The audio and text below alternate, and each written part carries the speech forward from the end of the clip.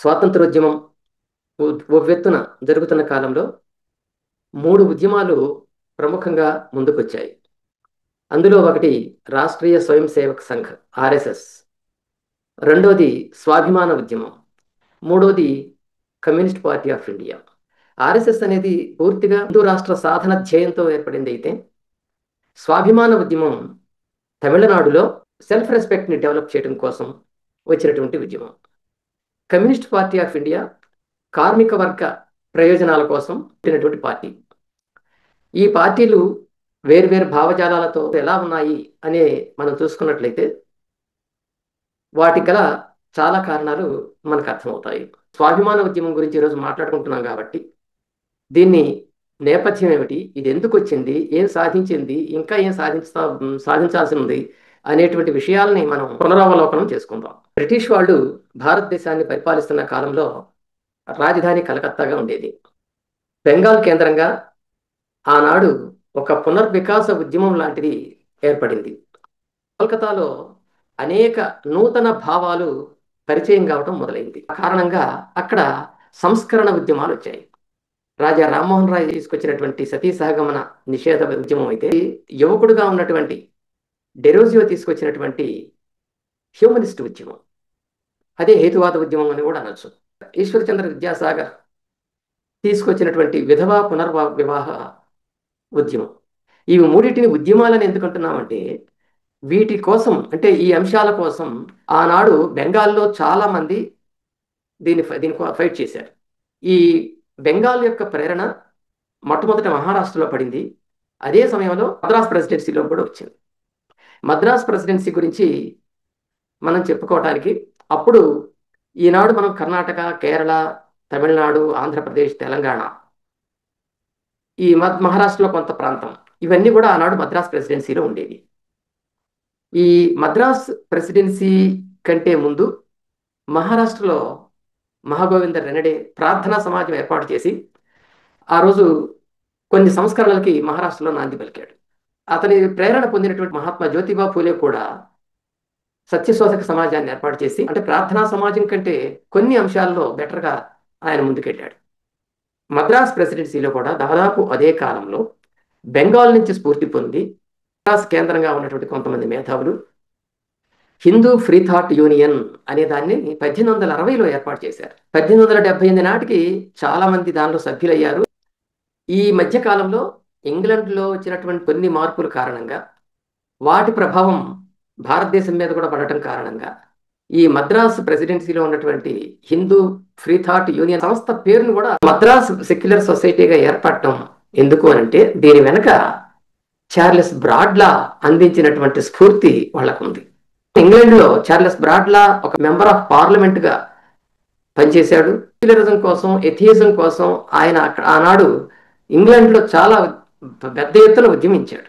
తన మిత్రుడైనటువంటి హోలియాక్తో కలిసి సెక్యులర్ అనే పదాన్ని ఏర్పాటు చేయటమే కాక అక్కడ నేషనల్ సెక్యులర్ సొసైటీ అనే ఒక సంఘాన్ని కూడా స్థాపించాడు.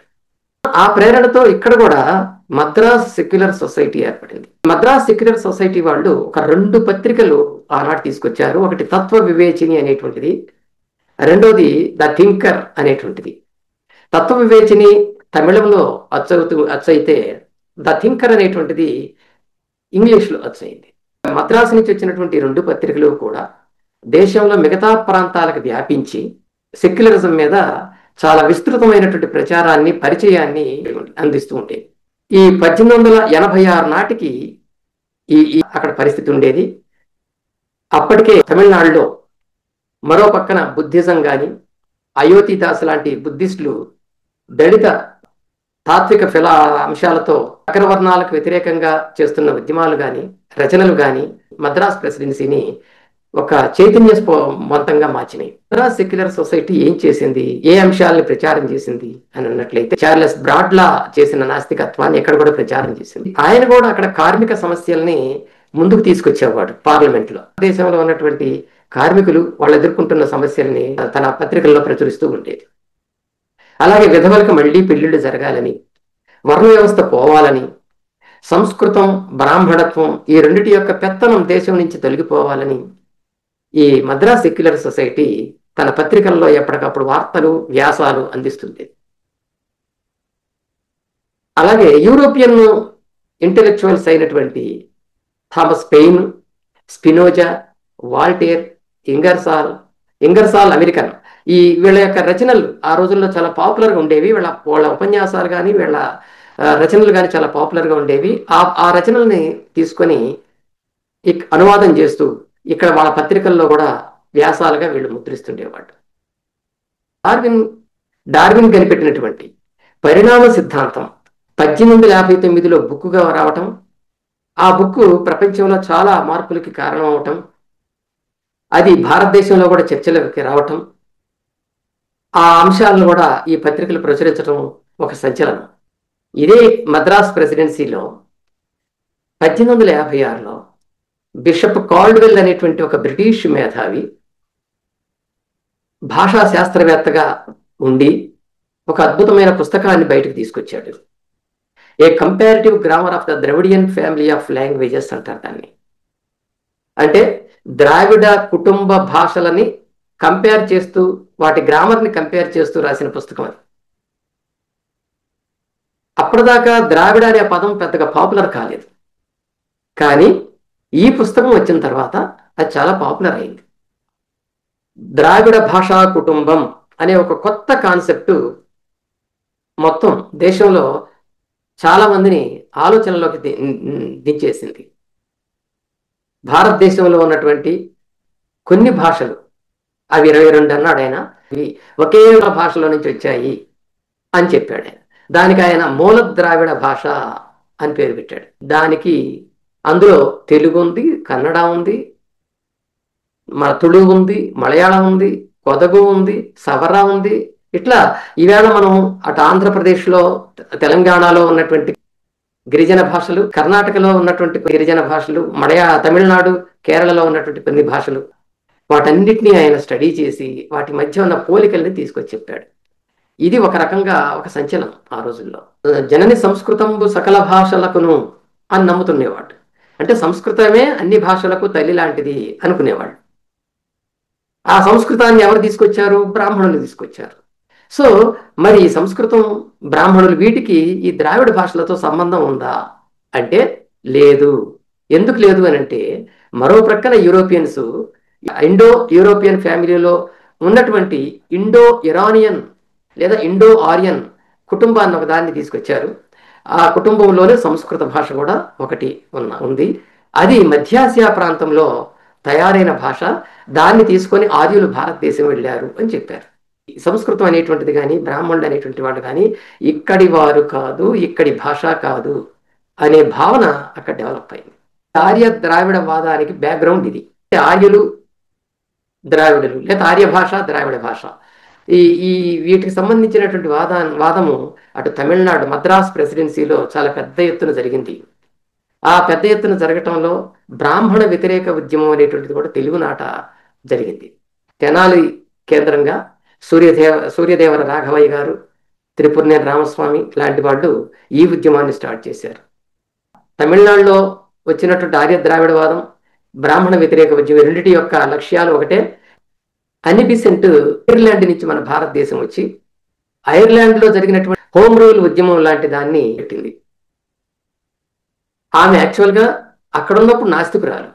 ఇక్కడికి వచ్చిన తర్వాత ఆమె ఏమైందంటే, బాలగంగాధర తిలక్, మహమ్మద్ అలీ జిన్నా లాంటి వాళ్ళతో ఏర్పడిన స్నేహం కారణంగా ఈమె ఇక్కడ బ్రాహ్మణిజానికి, ఆరియన్ లాంగ్వేజెస్కి సపోర్ట్ ఇవ్వటం మొదలుపెట్టింది. అందువల్ల ఇక్కడ ఉన్నటువంటి వాళ్ళు ఐరిష్ బ్రాహ్మిణి అని పిలిచేవాళ్ళు. సరిగ్గా ఇదే సమయంలో 1916లో దక్షిణ మద్రాస్ ప్రెసిడెన్సీలో సౌత్ ఇండియన్ లిబరేషన్ ఫ్రంట్ అనే ఒక పార్టీ పుట్టుకొచ్చింది. దక్షిణ భారత విముక్తి సంఘం, విముక్తి సంస్థ అన్నమాట అది. అంటే దక్షిణ భారతదేశాన్ని మొత్తాన్ని భారతదేశం నుంచి విముక్తి చేయాలి అనే ఉద్దేశంతో ఇది ఒక పత్రిక నడిపింది, జస్టిస్ అనే పేరుతో. అయితే ప్రజలందరూ దాన్ని జస్టిస్ పార్టీ అని పిలిచారు. ఇది 1916లో ఏం చేసిందంటే నాన్ బ్రాహ్మిన్ మేనిఫెస్టో రిలీజ్ చేసింది. ఎందుకు రిలీజ్ చేసింది అంటే, ఆ రోజుల్లో బ్రిటిష్ వాళ్ళు ఇస్తున్న ఉద్యోగాలను అందిపుచ్చుకునేటువంటి వాళ్ళల్లో అత్యధికులు బ్రాహ్మణులు ఉండేవాళ్ళు. నాన్ బ్రాహ్మణులకి చాలా తక్కువ ఉద్యోగాలు మాత్రమే వస్తూ ఉండేవి. సో దాన్ని బేస్ చేసుకుని ఆ వివక్షత ఇక్కడ ఉండటానికి వీలు లేదు, దీన్ని తొలగించాలి అనే ఉద్దేశంతోనే వాళ్ళు నాన్ బ్రాహ్మిన్ మేనిఫెస్టోని ముందు రిలీజ్ చేశారు. ఈ జస్టిస్ పార్టీ కోయంబత్తూరులో మొదటి బ్రాహ్మణేతర మహాసభని నిర్వహించింది. ఆ తర్వాత తెలుగు నేలపేట, రాయలసీమలో ఉన్నటువంటి బెక్కబోలు, పులివెందల, ఆంధ్రాలో ఉన్నటువంటి విజయవాడ, ఈ ప్రాంతాల్లో కూడా జస్టిస్ పార్టీ మహాసభలు జరిగినాయి. ఈ పార్టీలో ముఖ్యంగా ఎవరున్నారు అంటే డాక్టర్ నటేష్ నార్, doctor PM Nair, sir P Thyagarajayar, Paluganti Raja Swamy Naidu, Arcot Ramaswamy Mudaliar, Subbarayalu Reddiar, ఇలాంటి వాళ్ళందరూ కూడా దాంట్లో ప్రముఖంగా ఉండేవాళ్ళు. జస్టిస్ పార్టీ అతి కొద్ది కాలంలోనే తమిళనాడులో చాలా ఆదరణ పొందింది. 4 ఏళ్లలోనే 16లో స్థాపిస్తే 1916లో స్థాపిస్తే 1920లోనే ఎన్నికలకు వెళ్ళింది. ఆ ఎన్నికల్లో 98 సీట్లకి 63 సీట్లు సాధించి అధికారం చేపట్టింది. 1920 నుంచి 1937 వరకు ఆ పార్టీ ఉనికిలో ఉంది. ఆ ఉనికిలో ఉన్న కాలంలో, అంటే అధికారంలో ఉన్న కాలంలో 13 ఏళ్ళు అధికారం చెలాయించింది. 1980 37లో ఓడిపోయి చివరికి అది స్వాభిమాన ఉద్యమంలో విలీనం అయిపోయింది. ఈ 13 ఏళ్ల కాలంలో వాళ్ళు కొన్ని సాంఘిక సంస్కరణలు, సాంస్కృతిక పరమైనటువంటి సంస్కరణలు కూడా తీసుకొచ్చారు. ఈ బ్యాక్గ్రౌండ్లోనే పెరియార్ రామస్వామి ఒక గొప్ప వ్యక్తిగా ఈ బ్యాక్గ్రౌండ్ లో నుంచి మనకు వచ్చినటువంటి వాడు. ఈ పెరియార్ అనేది నిజానికి అతనికి ఒక బిరుదు. అసలు పేరు ఈవి రామస్వామి నాయకర్, ఈరోడ్ వెంకటస్వామి నాయకర్. తమిళనాడులో ఉన్నటువంటి ఇవాళ ఈరోడ్ అనేది ఒక జిల్లా కేంద్రం. ఆ ఈరోడ్ ఆ రోజుల్లో ఒక పెద్ద మున్సిపాలిటీగా ఉండేది. ఆ మున్సిపాలిటీలో ఈయన ఒక వ్యాపార కుటుంబంలో పుట్టాడు. ధనవంతుల కుటుంబం ఆ రోజుల్లో అది. అలాగే దైవభక్తి గల కుటుంబం అనమాట. అటువంటి కుటుంబంలో పుట్టినటువంటి పెరియారు చిన్నప్పటి నుంచే ప్రశ్నించటం నేర్చుకున్నాడు. 1918లో చక్రవర్తుల రాజగోపాలాచారితో పరిచయం అయింది. 1919లో ఆయన ప్రోత్సాహంతోనే కాంగ్రెస్లో చేరాడు. సహాయ నిరాకరణ ఉద్యమం, మద్య వ్యతిరేక ఉద్యమం, ఖాదీ ప్రచారం లాంటి ఉద్యమాల్లో గాంధీకి పిలుపునందుకుని ఆ ఉద్యమాల్లో పాల్గొన్నాడు.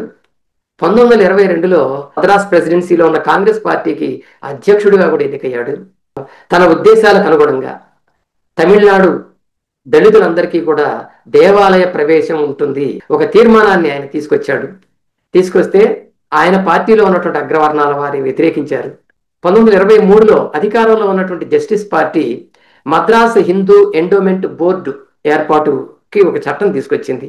అంటే దేవాలయాల్లో ఆనాడు జరుగుతున్నటువంటి పూజారుల అవినీతిని, ఉద్యోగుల వేతనాల్లో జరుగుతున్నటువంటి గోల్మాలని, వీటన్నిటిని అరికట్టడం కోసం ఆ పార్టీ ఒక చట్టం తీసుకొచ్చింది. దాన్ని పెరియార్ సమర్థించాడు, కానీ కాంగ్రెస్ వ్యతిరేకించింది.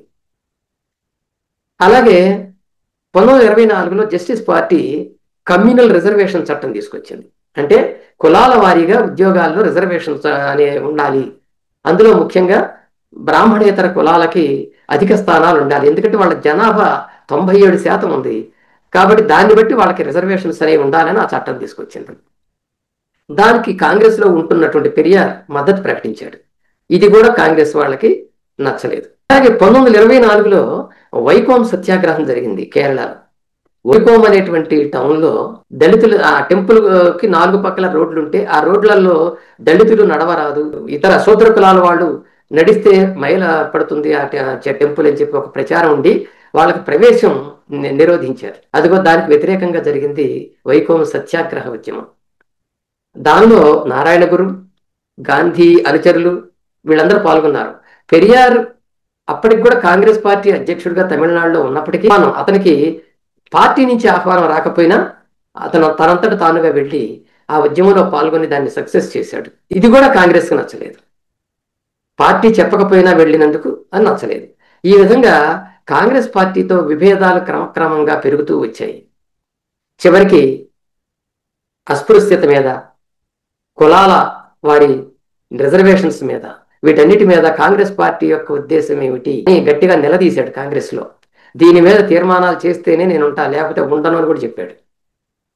కాబట్టి రిజర్వేషన్స్ని పార్టీ పదవుల్లో రిజర్వేషన్ ఉండాలి, అలాగే ఉద్యోగాల్లో వాటిల్లో కూడా జస్టిస్ పార్టీ తీసుకొచ్చినటువంటి రిజర్వేషన్ని సమర్థించాలి. ఇలా చేయకపోతే నేను కాంగ్రెస్లో ఉండనని చెప్పేసరికి కాంగ్రెస్ అంగీకరించకపోవటం, ఆయన 1925లో నవంబర్లో రాజీనామా చేసి బయటకు వచ్చి అంటే సెల్ఫ్ రెస్పెక్ట్ మూమెంట్ని స్టార్ట్ చేయడం అనేటువంటిది జరిగింది. సో స్వాభిమాన ఉద్యమం పుట్టడానికి కారణం ఇది. సెల్ఫ్ రెస్పెక్ట్ మూమెంట్నే మనం స్వాభిమాన ఉద్యమం అనాలి. ఆత్మగౌరవ ఉద్యమం అని కొంతమంది అంటున్నారు, కానీ ఆ రోజుల్లో పెరియార్ ఆ పదాన్ని అంగీకరించలేదు. గౌరవం అనేటువంటిది అదొక సంస్కృత పదం. పైగా ఆ గౌరవం అనే పదంలో గౌరవ అనే పదం గురు అనే దాని నుంచి వచ్చింది. గురు అంటే గొప్ప అని అర్థం. అంటే నేనే గొప్ప అని చెప్పుకోవటం ఆత్మగౌరవం అవుతుంది. అలా చెప్పుకోకూడదు, అభిమానాన్ని తెలియజేసే పదం కాదు అది. కాబట్టి నా మనసులో ఏదైతే ఉందో, నేను ఒక మనిషిని, నేను ఎప్పుడు స్వాభిమానంతో కలిగి ఉండాలి అని అనుకోవటం అనేటువంటి దాన్ని గౌరవంతో పోల్చలేమని చెప్పి ఆయన ఆ పదాన్ని వాడద్దని చెప్పేవాడు. అందువలన ఆయన తమిళనాడులో చెప్పిన పదం ఏంటంటే సూయ మర్యాదై, అంటే స్వీయ మర్యాద అనమాట. తననుక తాను మర్యాద ఇచ్చుకోవటం, తనను తాను అభిమానం కలిగి ఉండటం అనే అర్థంలో. అందుకే మనం దాన్ని స్వాభిమాన ఉద్యమం అంటున్నాం. ఆ ఉద్యమం స్టార్ట్ అయినప్పుడు 3 లక్ష్యాలు ప్రధానంగా ఉండేవి. అందులో ఒకటి కుల నిర్మూలన, రెండవది అందరికీ సమాన అవకాశాలు, సమాన హక్కులు, మూడవది పితృస్వామ్య భావజాలం నుంచి మహిళల విముక్తి. ఆ సంస్థకి అప్పటికే ఒక పత్రిక ఉంది, కుడి అరుసు అంటారు దాన్ని. అది 1925లోనే మేలో మన పెరియార్ దాన్ని స్థాపించాడు. కుడి అరుసు అంటే రిపబ్లిక్, అంటే గణతంత్రం అని అర్థం. పత్రిక చాలా ఫేమస్ గా ఆ రోజు తమిళనాడులోనే కాదు, తమిళం తెలిసినటువంటి ఇతర దేశాలకు కూడా ఆ పత్రిక వెళుతూ ఉండేది. అది దాంట్లో ఈ 3 అంశాలతో పాటు బ్రిటిష్ వాళ్ళు చేస్తున్నటువంటి ప్రజా వ్యతిరేక చట్టాలు, అలాగే వాళ్ళు భారతీయుల మీద ప్రయోగిస్తున్నటువంటి హింసా దౌర్జన్యాలు, భారతదేశంలో చేస్తున్నటువంటి దోపిడీ విధానాలు, వీటన్నిటి మీద కూడా ఆ పత్రిక చాలా పవర్ఫుల్గా ఆనాడు ఆర్టికల్స్ రాసేది. అందువల్ల ఏం చేశారంటే బ్రిటిష్ వాళ్ళు దాన్ని 1931, 1933, 1934, 1935, 1937 ఇలా అనేక సంవత్సరాల్లో దాన్ని నిషేధానికి గురి చేశారు. అయినా సరే పెరియార్ వెనక్కి తగ్గల. ఆయనకి ఒక లక్షణం ఉంది, తాను ఏది కరెక్ట్ అని అనుకుంటుంటే దాన్ని ఎవరు అడ్డగించినా చేసేవాడు ఆయన. అయితే ఈ పత్రికలు నిషేధించినప్పుడు ఆయన ప్రత్యామ్నాయంగా వెంటనే ఇంకో పత్రిక స్టార్ట్ చేసేవాడు. 1928లో ఆయన రివోల్ట్ అనే ఒక పత్రిక తీసుకొచ్చాడు, తిరుగుబాటు. అది ఇంగ్లీష్లో వచ్చిన పత్రిక, తిరుగుబాటు అనే పత్రిక. ఇది మొత్తం తమిళం తెలియని వాళ్ళకు కూడా ఈ పత్రిక వెళుతూ ఉండేది. తర్వాతది 1933లో ఈ కుడి అరుసు నిషేధించినప్పుడు పురచ్చి అనేటువంటి మరొక పత్రిక తీసుకొచ్చాడు ఆయన. పురచ్చి అంటే విప్లవం అని అర్థం. అలాగే 1934లో పాగుతరివు అని తీసుకొచ్చాడు, అంటే హేతువాదం అని అర్థం. 1935లో విడుదల ఈ పత్రిక తీసుకొచ్చాడు. ఇలా కుడియరసు లేని వెంటనే దాన్ని నిషేధించిన వెంటనే ఇంకో పత్రిక తేవటం. పత్రికా రంగంలో పెరియార్ ఆ విధంగా అనేక సంచలనాలు కూడా తీసుకొచ్చాడు అనమాట. అయితే Periyar self respect moment start చేసిన తర్వాత ఒక 4 ఏళ్ల పాటు మొత్తం తమిళనాడు అంతటా కూడా తిరుగుతుండేవాడు, సభలు పెడుతుండేవాడు, ప్రజల దగ్గరికి వెళ్తుండేవాడు, తన సెల్ఫ్ రెస్పెక్ట్ మూమెంట్ అంటే ఏమిటో వాళ్ళకి చెప్తుండేవాడు. ఒకసారి మొత్తం మద్రాస్ ప్రెసిడెన్సీ లెవెల్లో ఒక సభ పెట్టాలనుకుని ఆయన చెంగల్పట్టు వేదికగా 1929లో ఒక మహానాడు పెట్టాడు. ఆయన మహాసభల్ని మహానాడు అని పిలిచాడు. అదే మన ఎన్టీ రామారావు గారు కూడా మన తెలుగుదేశం పార్టీ పెట్టినప్పుడు ఈ పదాన్ని అక్కడి నుంచి తీసుకొని మహానాడు అనేది ఇక్కడ మనకి పరిచయం చేశాడు. వేలాది మంది ఆ సభలకు వచ్చారు. తమిళనాడులో అన్ని ప్రాంతాల నుంచి వేలాది మంది. ఆ రోజుల్లో ప్రయాణ సౌకర్యాలు లేకపోయినా సరే బండ్లు కట్టుకొనైనా సరే వేలాది మంది ఆ సభలకు వచ్చారు. ఆ సభలు స్వాభిమాన ఉద్యమంలో ఒక ముఖ్యమైనటువంటి సభలు. ఎందుకంటే అప్పుడు చేసిన తీర్మానాలు మొత్తం స్వాభిమాన ఉద్యమానికి ఆయుపట్టు లాంటివి. అందులో మొదటిది ఒకటేంటంటే, ఈ ఉద్యమంలో ఉన్నటువంటి వాళ్ళు తమ పేర్ల చివర ఉన్నటువంటి కులం తోకల్ని కత్తిరించాలి ఇది మొదటి తీర్మానం.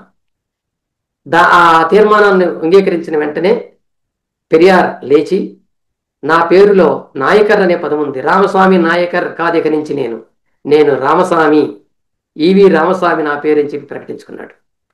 అట్లాగే కొంతమంది మొదలయ్యార్, మూపనార్, నాయుడు ఇట్లాంటి పదాలను వాళ్ళు పేర్ల నుంచి తొలగించుకున్నారు, ప్రకటించేశారు అప్పుడే. రెండవది, బహిరంగ స్థలాలుగా ఏవైతే ఉన్నాయో అవి అందరూ వాడుకోవటానికి వీలుండాలి. అది కులంతో సంబంధం లేకుండా అందరూ వాడుకోవటానికి వీలుండాలి. అలాగే చెరువులు, బావులు, గుడులు, సత్రాలు, రోడ్లు, ఇట్లా ఏవైనా సరే పార్కులు కూడా అందరూ వాడుకోవటానికి వీలుండాలి అనేది రెండవ తీర్మానం. మూడోది, పుట్టుకతో సంబంధం లేకుండా, అంటే ఏ కులంలో పుట్టాడు అనే దాంతో సంబంధం లేకుండా అభివృద్ధి ఫలితాలు అందరికీ సమానంగా అందాలి. నాలుగవది, దళిత కులాలు, అనేక వేల సంవత్సరాల నుంచి అణిచివేయబడినటువంటి దళిత కులాలు ఏవైతే ఉన్నాయో వాళ్ళందరికీ కూడా విద్యా సౌకర్యం కల్పించాలి, ఉద్యోగాలు ఇవ్వాలి. తర్వాతది, అందరికీ ఉచిత విద్య అందాలి. మహిళలకి సమానంగా ఆస్తి హక్కు ఉండాలి పురుషులతో పాటు. అలాగే వాళ్ళకి సపరేట్గా విద్యాలయాలు ఉండాలి, వాళ్ళకి ఉద్యోగాలు ఉండాలి. అంటే పురుషులతో సమానంగా ఆస్తి హక్కు, విద్య, ఉద్యోగాలు అనేటువంటి ఉండాలని చెప్పి తీర్మానం చేశారు. దాంతోపాటు అప్పటికే వేద పాఠశాలలు తమిళనాడులో మద్రాస్ ప్రెసిడెన్సీలో ఉన్నాయి. ఆ ప్రెసిడెన్సీలో ఉన్నటువంటి వేద పాఠశాలలకు కానీ సంస్కృత భాష ప్రోత్సాహానికి కానీ ప్రజల ధనం వాడకూడదు. ముఖ్యమైన తీర్మానాలు ఇవి. ఆ తీర్మానాలు ఆ మహాసభలో ఆమోదం పొందాయి. ఒక రకమైనటువంటి ఉత్సాహం అనేటువంటిది అక్కడ ప్రజల్లో వచ్చింది ఆ సభల తర్వాత.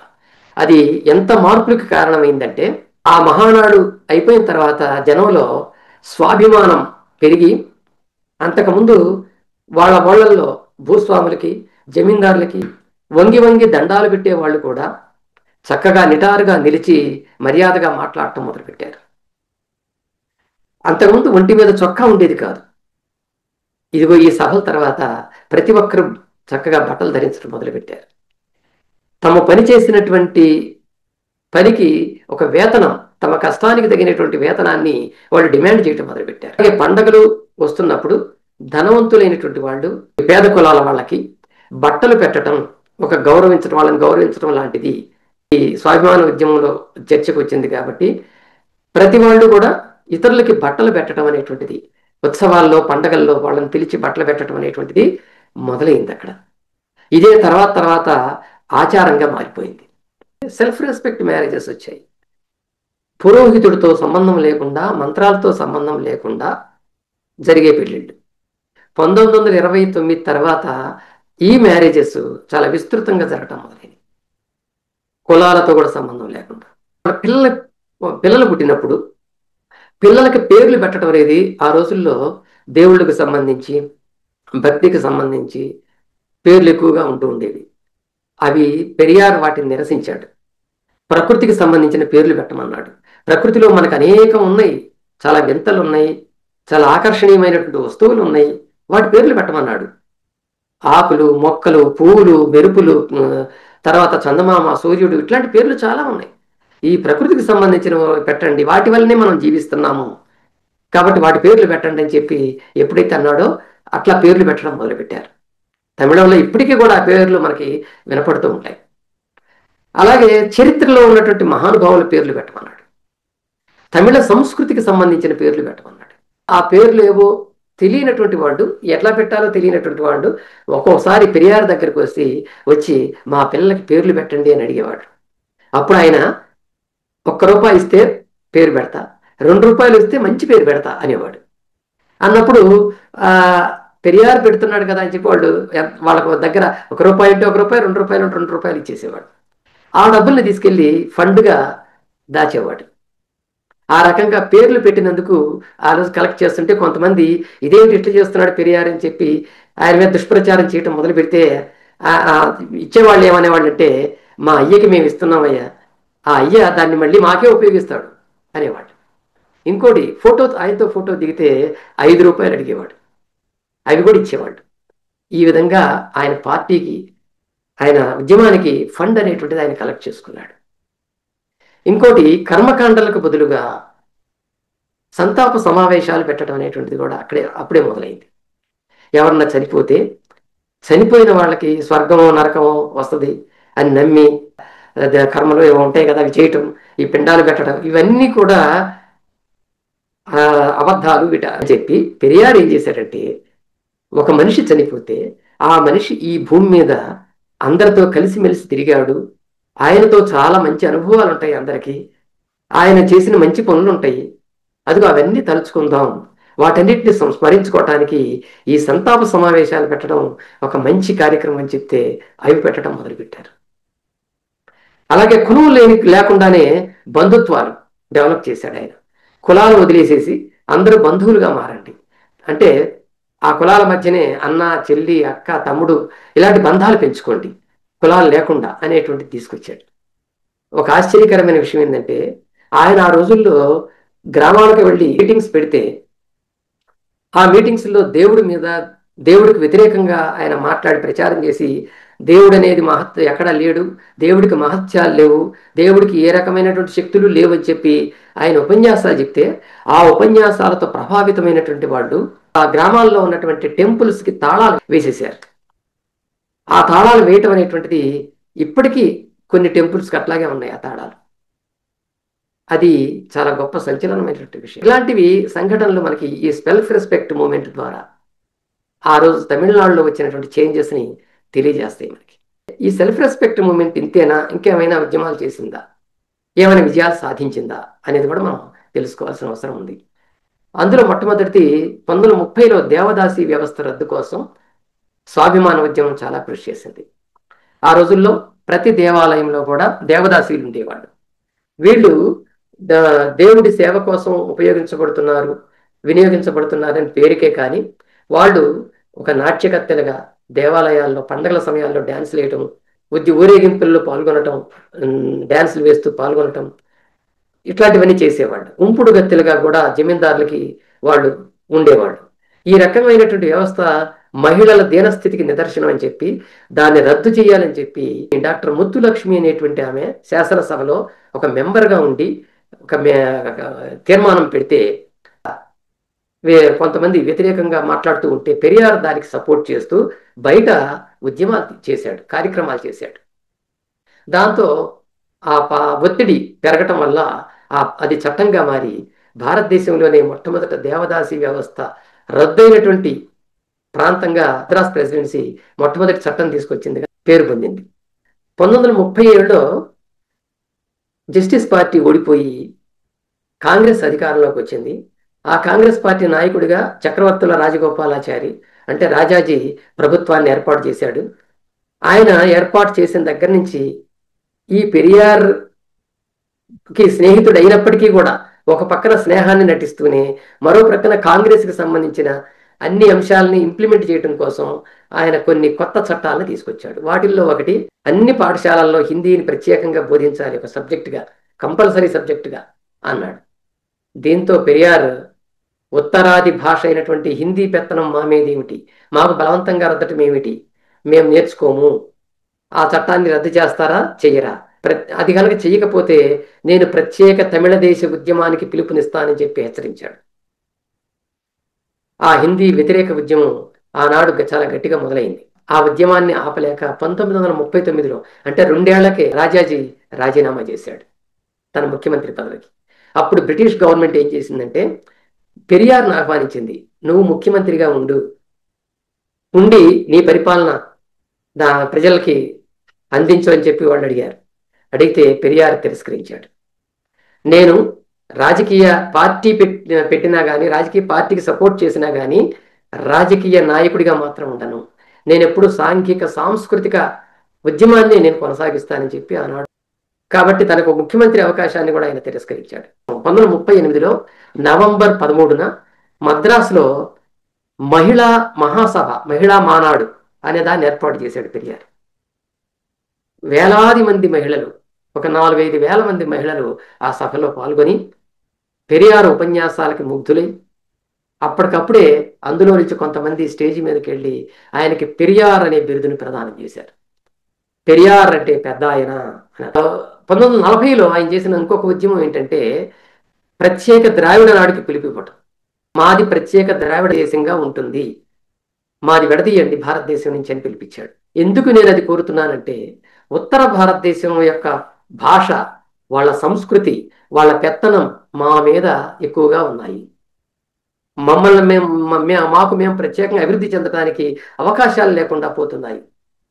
అందువల్ల మేము ఇది కోరుతున్నాం అని ఆనాడు ఆయన జవాబు చెప్పాడు. 1944లో ఆయన ఆ సెల్ఫ్ రెస్పెక్ట్ మూవ్మెంట్లో అప్పటికే జస్టిస్ పార్టీ కలిసిపోయింది కదా, అందువల్ల ఈ రెండింటికి కలిపి ఒక కొత్త పేరు పెడదామని చెప్పి ఒక పేరు పెడతాడు. అదే ద్రావిడ కళగం. ఆ సెల్ఫ్ రెస్పెక్ట్ ఉద్యమం ఏదైతే ఉందో ఆ లక్ష్యాలనే దీని లక్ష్యాలుగా చేసి దీన్ని కొనసాగించాడు. ద్రావిడ కళగం పార్టీ అని అన్నాడు, కానీ ఈ పార్టీ ఎన్నికల్లో పాల్గొనదు అని చెప్పాడు. మరి ఏం చేస్తుంది అంటే ఈ పార్టీ ద్రావిడ సంస్కృతిని, అలాగే ద్రావిడ భాషల్ని, అలాగే ద్రావిడ ప్రజలకు సంబంధించినటువంటి అభివృద్ధిని ఇది కాంక్షిస్తుంది, దానికి తగ్గట్టుగా ఇది పనిచేస్తుంది అని చెప్పాడు ఆయన. 1948లో మరొకసారి హిందీ ఉద్యమం వచ్చింది. అప్పుడు కూడా అంటే అప్పటికి స్వాతంత్ర్యం వచ్చింది మనకి. ఈ స్వాతంత్ర్యం వచ్చింది, హిందీ అన్ని భాషల్లోనూ మాట్లాడే విధంగా, నేర్చుకునే విధంగా చట్టాలు తీసుకురావాలనే ప్రయత్నాలు జరుగుతున్నాయి. అదిగో అది తెలిసిన తర్వాత పెరియార్ మళ్ళీ తమిళనాడులో హిందీ వ్యతిరేక ఉద్యమం స్టార్ట్ చేశాడు. అప్పుడు గవర్నర్ జనరల్గా చక్రవర్తుల రాజగోపాలాచారి ఉండేవాడు. మద్రాసు వస్తుంటే ఢిల్లీ నుంచి దానికి నిరసనగా నల్ల జెండాల ప్రదర్శన, నల్ల చొక్కాల ప్రదర్శన చేపట్టాడు ఆయన అప్పుడు ఆ రోజుల్లో. అది నిరసనగా వచ్చినటువంటి కార్యక్రమం. పెరియార్ చేసినటువంటి ఇంకొకటి ఏంటంటే రిజర్వేషన్స్ ఉద్యమం. మనకి 1950లో రాజ్యాంగం వచ్చింది. జనవరి 26న రాజ్యాంగం ఆమోదించబడింది. మద్రాసు రాష్ట్రంలో మెడికల్ సీట్స్లో మార్కుల ఆధారంగా ఎక్కువ మార్కులు వచ్చినటువంటి చెంపకం దురైరాజన్ అనే ఒక అగ్రకుల అమ్మాయికి సీట్ ఇవ్వకుండా బ్యాక్వర్డ్ క్యాస్ట్లో ఉన్నటువంటి ఒక అతనికి సీట్ ఇచ్చారు. అదే ఆ అమ్మాయికి ఆగ్రహానికి కారణమై ఆమె హైకోర్టులో రిట్ పిటిషన్ దాఖలు చేసింది. అయితే ఈ సీట్ ఇవ్వడానికి బ్యాక్గ్రౌండ్ ఏమిటి? జస్టిస్ పార్టీ అధికారంలో ఉన్నప్పుడు తీసుకొచ్చినటువంటి కమ్యూనల్ రిజర్వేషన్స్. అవి ఎప్పటికి ఇంకా రద్దు కాలేదు, అవి అట్లాగే ఉన్నాయి. ఈ మద్రాసు రాష్ట్రంలో అది చెల్లుతుంది అని అనుకుని వాళ్ళ ఆ సీటు ఆయనకి ఇవ్వకుండా రిజర్వేషన్స్ ప్రకారం బీసీ క్యాండిడేట్కి ఇచ్చారు. ఇస్తే ఆమె కోర్టుకు వెళ్ళింది.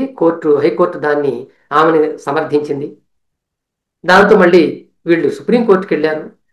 సుప్రీంకోర్టుకు వెళ్తే ఆ సుప్రీంకోర్టు కూడా హైకోర్టునే సమర్థించి ఆ కమ్యూనల్ రిజర్వేషన్స్ అనేవి చెల్లవు అని చెప్పి కొట్టేసింది. ఇది పెరియార్కి చాలా ఆగ్రహానికి కారణమైంది. జనాభాలో ఎక్కువగా ఉన్నటువంటి వాళ్ళకి ఎక్కువ సీట్లు ఇవ్వకుండా, నువ్వు కమ్యూనల్ రిజర్వేషన్ని పట్టించుకోకుండా అవి రద్దు చేస్తూ ఈ రకంగా ఎక్కువ మార్కులు వచ్చాయనే పేరుతో అగ్రకులాలకు సీట్లు ఇవ్వటం అన్యాయం అని చెప్పి ఆ కమ్యూనల్ రిజర్వేషన్ కొనసాగించాల్సిందేనని చెప్పి ఆయన ఒక పెద్ద ఉద్యమం చేశాడు. చాలా పెద్ద ఉద్యమం అది. వేలాది మంది రోడ్ల మీదకి వచ్చారు, వేలాది మంది మహిళలు జైళ్ళకి వెళ్ళారు. విచిత్రం ఏంటంటే ఆ జైళ్లలో కొంతమంది ప్రసవించారు స్త్రీలు అక్కడే. అట్లా అంటే గర్భవతులైనటువంటి వాళ్ళు కూడా జైలుకి వెళ్ళారు. ఆ విధంగా వాళ్ళని పెద్ద ఉద్యమం తీసుకొచ్చారు. రైళ్లు ఆగిపోయినాయి, బస్సులు ఆగిపోయినాయి, అన్నీ ఆగిపోయినాయి. ఫలితంగా నెహ్రూ గవర్నమెంట్ ఆలోచించి ఇది సబబైన అంశమే అని గుర్తించి భారత రాజ్యాంగానికి మొట్టమొదటి సవరణ చేసింది, తొలి సవరణ. అందులో ఆర్టికల్ 15 ఏదైతే ఉందో ఆర్టికల్ 15కి 4వ క్లాజ్ చేర్చి వెనకబడిన కులాల వారికి మద్రాస్ ప్రెసిడెన్సీలో ఇప్పటికే కొనసాగుతున్నటువంటి ప్రత్యేక సదుపాయాలు కొనసాగుతాయి అనే ఒక సవరణని రాజ్యాంగానికి తీసుకొచ్చారు. ఇది మొట్టమొదటి సవరణ. అంటే పెరియారు బీసీల హక్కుల కోసం, అంటే కమ్యూనల్ రిజర్వేషన్స్ కోసం ఫైట్ చేయటం అనేటువంటిది, అది ప్రభుత్వాన్ని లొంగదీసి చివరికి రాజ్యాంగాన్ని మార్పుకి గురి చేయటం అనేటువంటిది ఆయన సాధించిన ఒక విజయంగా అక్కడ చెప్తారు. విద్యార్థులందరూ కూడా పాఠశాలల్లో కుల వృత్తులు నేర్చుకోవాలి. వొకేషనల్ ఎడ్యుకేషన్ అని పేరు పెట్టి దానికి ఉదయం నుంచి మధ్యాహ్నం వరకు కూడా చదువుకోవాలి ఇతర అన్ని సబ్జెక్ట్స్. మధ్యాహ్నం నుంచి సాయంత్రం వరకు కూడా వాళ్ళు ఏ కులస్తులైతే ఆ కులాల యొక్క వృత్తులు ఏవైతే పూర్వకాలం నుంచి వస్తున్నాయో ఆ కుల వృత్తుల్ని నేర్చుకోవాలి అనేదాన్ని పెట్టారు. ఇది రాజాజీ యొక్క థాట్. దాంతో పెరియార్ ఇది చాలా అన్యాయం, ఒక పక్కన ప్రజాస్వామ్యం అని చెబుతున్నావు, అందరికీ సమాన హక్కులు ఉంటాయి అంటున్నావు, సమాన స్వేచ్ఛ ఉంది అంటున్నావు, వాళ్ళకి స్వేచ్ఛగా ఏది చదువుకోవాలనుకుంటే చదువుకునే అవకాశం ఉండాలి కదా, మళ్ళీ కుల వృత్తులు ఏమిటి, ఈ కులాల్ని పటిష్టంగా ఉంచాలనా మీ ఉద్దేశం, ఇది రాజ్యాంగ వ్యతిరేకం కాదా అని ఒక వాదన తీసుకొచ్చి దానికి వ్యతిరేకంగా పోరాడి చివరికి ఆ జీవోని, అప్పుడు రాజాజీ టైంలో వచ్చినటువంటి ఆ జీవోని రద్దు చేయించాడు. అదే సంవత్సరం ఆయన చేసిన ఇంకో పని ఏంటంటే హిందీ పెత్తనాన్ని తగ్గించాలని చెప్పి మద్రాస్ ప్రెసిడెన్సీలో రైల్వే స్టేషన్లలో ఉన్నటువంటి హిందీ బోర్డుల మీద తారు పూయండి అని చెప్పి ఆయన పిలిపిస్తే వెంటనే తమిళనాడులో ఈ చోట్ల ఆ తారు పూయటం, హిందీ పదాలు అంటే రైల్వే స్టేషన్ పేర్లలో హిందీ పేరు ఏదైతే ఉందో దాని మీద తారు పూయటం అనేటువంటిది జరిగింది. అక్కడి నుంచి ఇక ఆ రెండు భాషలే అక్కడ వాడుకోవటం అనేటువంటిది కూడా మనం చూస్తున్నాం. ఈ విధంగా అదొక ఉద్యమాన్ని ఆయన ఆనాడు తీసుకొచ్చాడు. 1953లో ఆయన వినాయకుడి విగ్రహాలు ధ్వంసం చేసే కార్యక్రమం చేపట్టాడు. చాలా మంది ఇది తప్పు అని చెప్పి అనుకుంటారు.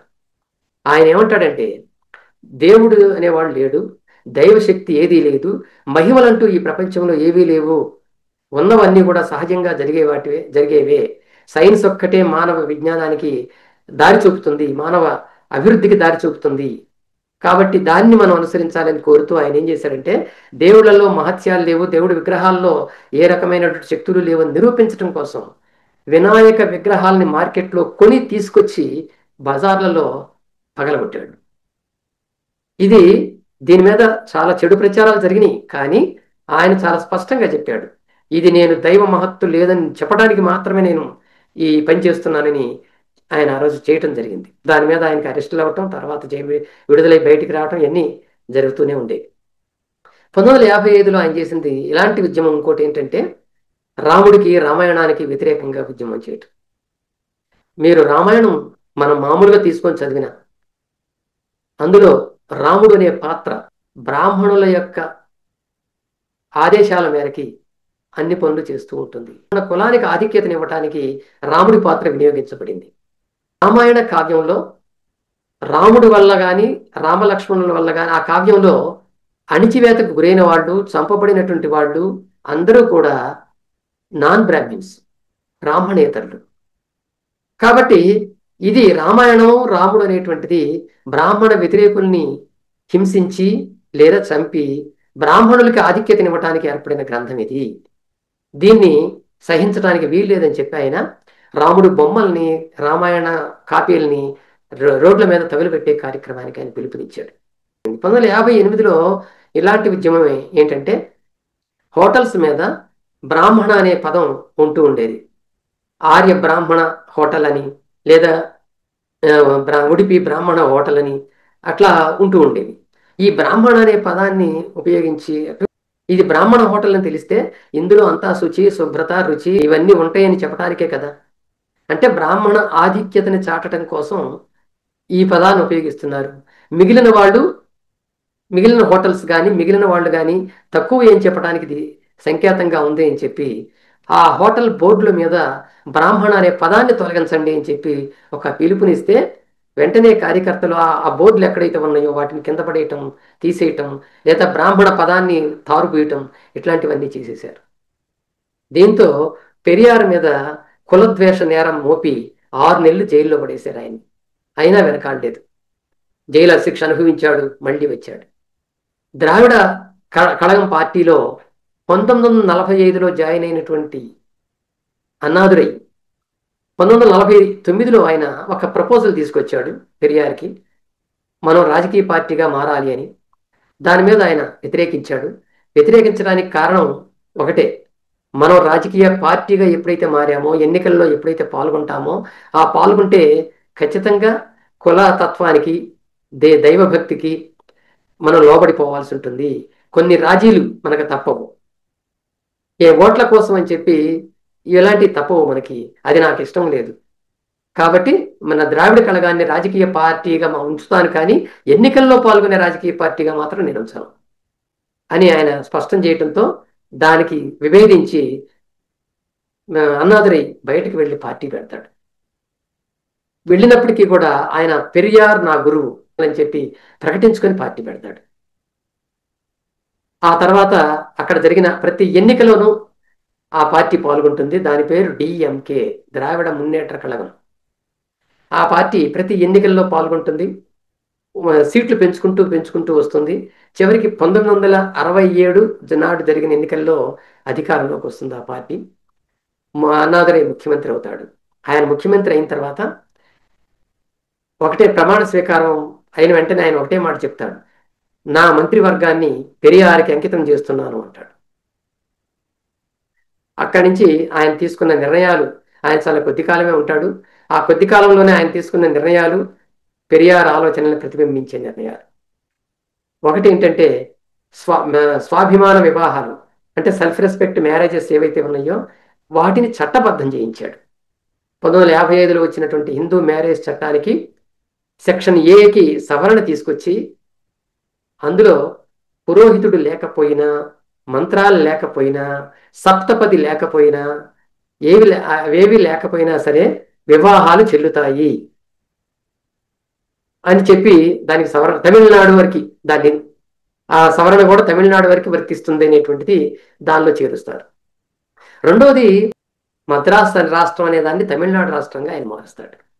అంతకుముందే ఉమ్మడి మద్రాసు రాష్ట్రం నుంచి కర్ణాటక, ఆంధ్ర ఇవన్నీ విడిపోయినాయి, కేరళ ఇవన్నీ విడిపోయినాయి. ఈ ఇక ఉన్నది మద్రాసు ఉమ్మడి రాష్ట్రంలో, మిగిలింది మద్రాసు రాష్ట్రమే. ఆ ఉమ్మడి పోయింది. అందువల్ల ఏం చేస్తాడంటే ఆ మద్రాసు పేరుని తమిళనాడుగా మారుస్తాడు. అప్పటికే 1966లో కొఠారి కమిషను దేశమంతటా కూడా 3 భాషలని నేర్పాలి పిల్లలకి స్కూళ్ళల్లో అని చెప్పి త్రిభాషా సూత్రాన్ని తీసుకొచ్చింది. అందులో మొదటిది మాతృభాష, రెండవది హిందీ, మూడవది ఇంగ్లీష్. ఆ 3 భాషల్ని మాట్లాడాలని చెప్పి ఒక చట్టం తీసుకొస్తే ఆ కటారి కమిషన్ రిపోర్ట్ని బయటకు తీసుకొచ్చి దాన్ని చట్టంగా మారిస్తే తమిళనాడు అంటే అన్నాదురై ప్రభుత్వం దాన్ని వ్యతిరేకించి, మా రాష్ట్రంలో హిందీని మేము అనుసరించము, 2 భాషలే మేము నేర్పుతాము, ఒకటి మాతృభాష తమిళ్, రెండవది ఇంగ్లీష్, ఇవే నేర్పుతాం అని చెప్పి ద్విభాషా సూత్రాన్ని మాత్రమే అమలు చేస్తామని ప్రకటించాడు. దానికి ఒక జీవో తీసుకొచ్చాడు, దాన్ని చట్టంగా మార్చాడు. తర్వాత అది అమలైంది. ఇప్పటికీ కూడా అది అట్లాగే అమలవుతుంది. ప్రభుత్వ కార్యాలయాల్లో ఏ దేవుళ్లకు సంబంధించినటువంటి బొమ్మలు కూడా ఉండకూడదు. ఎందుకంటే రాజ్యాంగం సెక్యులర్ రాజ్యాంగం కాబట్టి, మంది దేవుళ్ళకు సంబంధం లేనటువంటి రాజ్యాంగం కాబట్టి మనం ఆఫీసుల్లో ఎవరి దేవుళ్ళని ప్రదర్శించకూడదు అనేటువంటి ఒక చట్టం తీసుకొచ్చాడు. ఇవన్నీ కూడా పెరియార్ ఆలోచనలను ప్రతిబింబించే విధానాలు.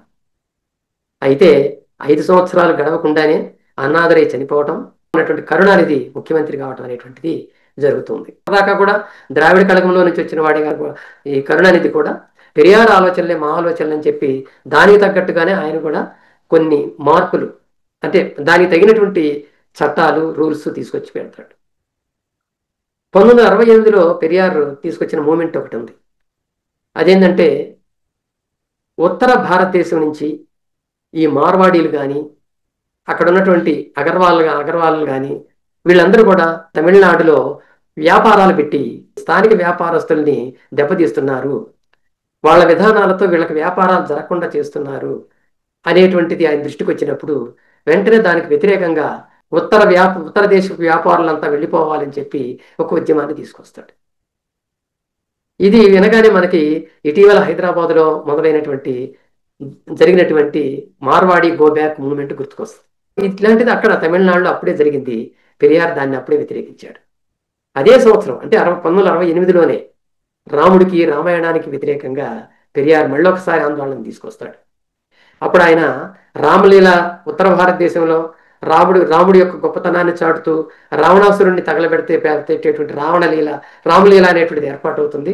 అక్కడ పెద్ద ఎత్తున చేస్తుంటారని తమిళనాడులో కూడా దానికి ప్రత్యామ్నాయంగా, దానికి పోటీగా రావణలీలని మొదలు పెడతాడు. రావణలీల మొదలుపెట్టి రాముడు యొక్క బొమ్మలను తగలబెట్టాలని ఆలోచన చేస్తాడు. అయితే అది ఆగిపోతుంది.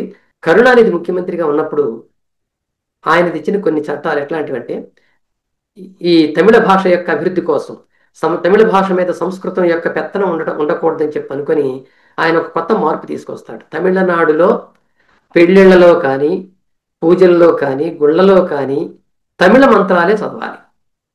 అంటే తమిళ భాషలో ఉన్నటువంటి మంత్రాలే చదవాలి. సంస్కృత మంత్రాలు చదవరాదు అనేటువంటిది. అది తమిళనాడులో అమల్లోకి వస్తుంది. తమిళ మంత్రాలు చదవటం అనేటువంటిది అప్పటి నుంచి వచ్చింది. పెళ్ళిళ్ళల్లో కూడా తమిళ మంత్రాలే చదవటం అనేది వచ్చింది. 1970లో దేవాలయాల్లో అర్చకులు బ్రాహ్మణులే ఉండాల్సిన అవసరం లేదు. నాన్ బ్రాహ్మిన్స్ కూడా, అంటే బ్రాహ్మణేతరులు కూడా అర్చక అర్చకత్వానికి కావలసిన సిలబస్ని స్టడీ చేస్తే దానిలో వాళ్ళు ఉత్తీర్ణులైతే వాళ్ళు కూడా అర్చకులు కావచ్చు అనేటువంటి చట్టాన్ని తీసుకొచ్చాడు ఆయన.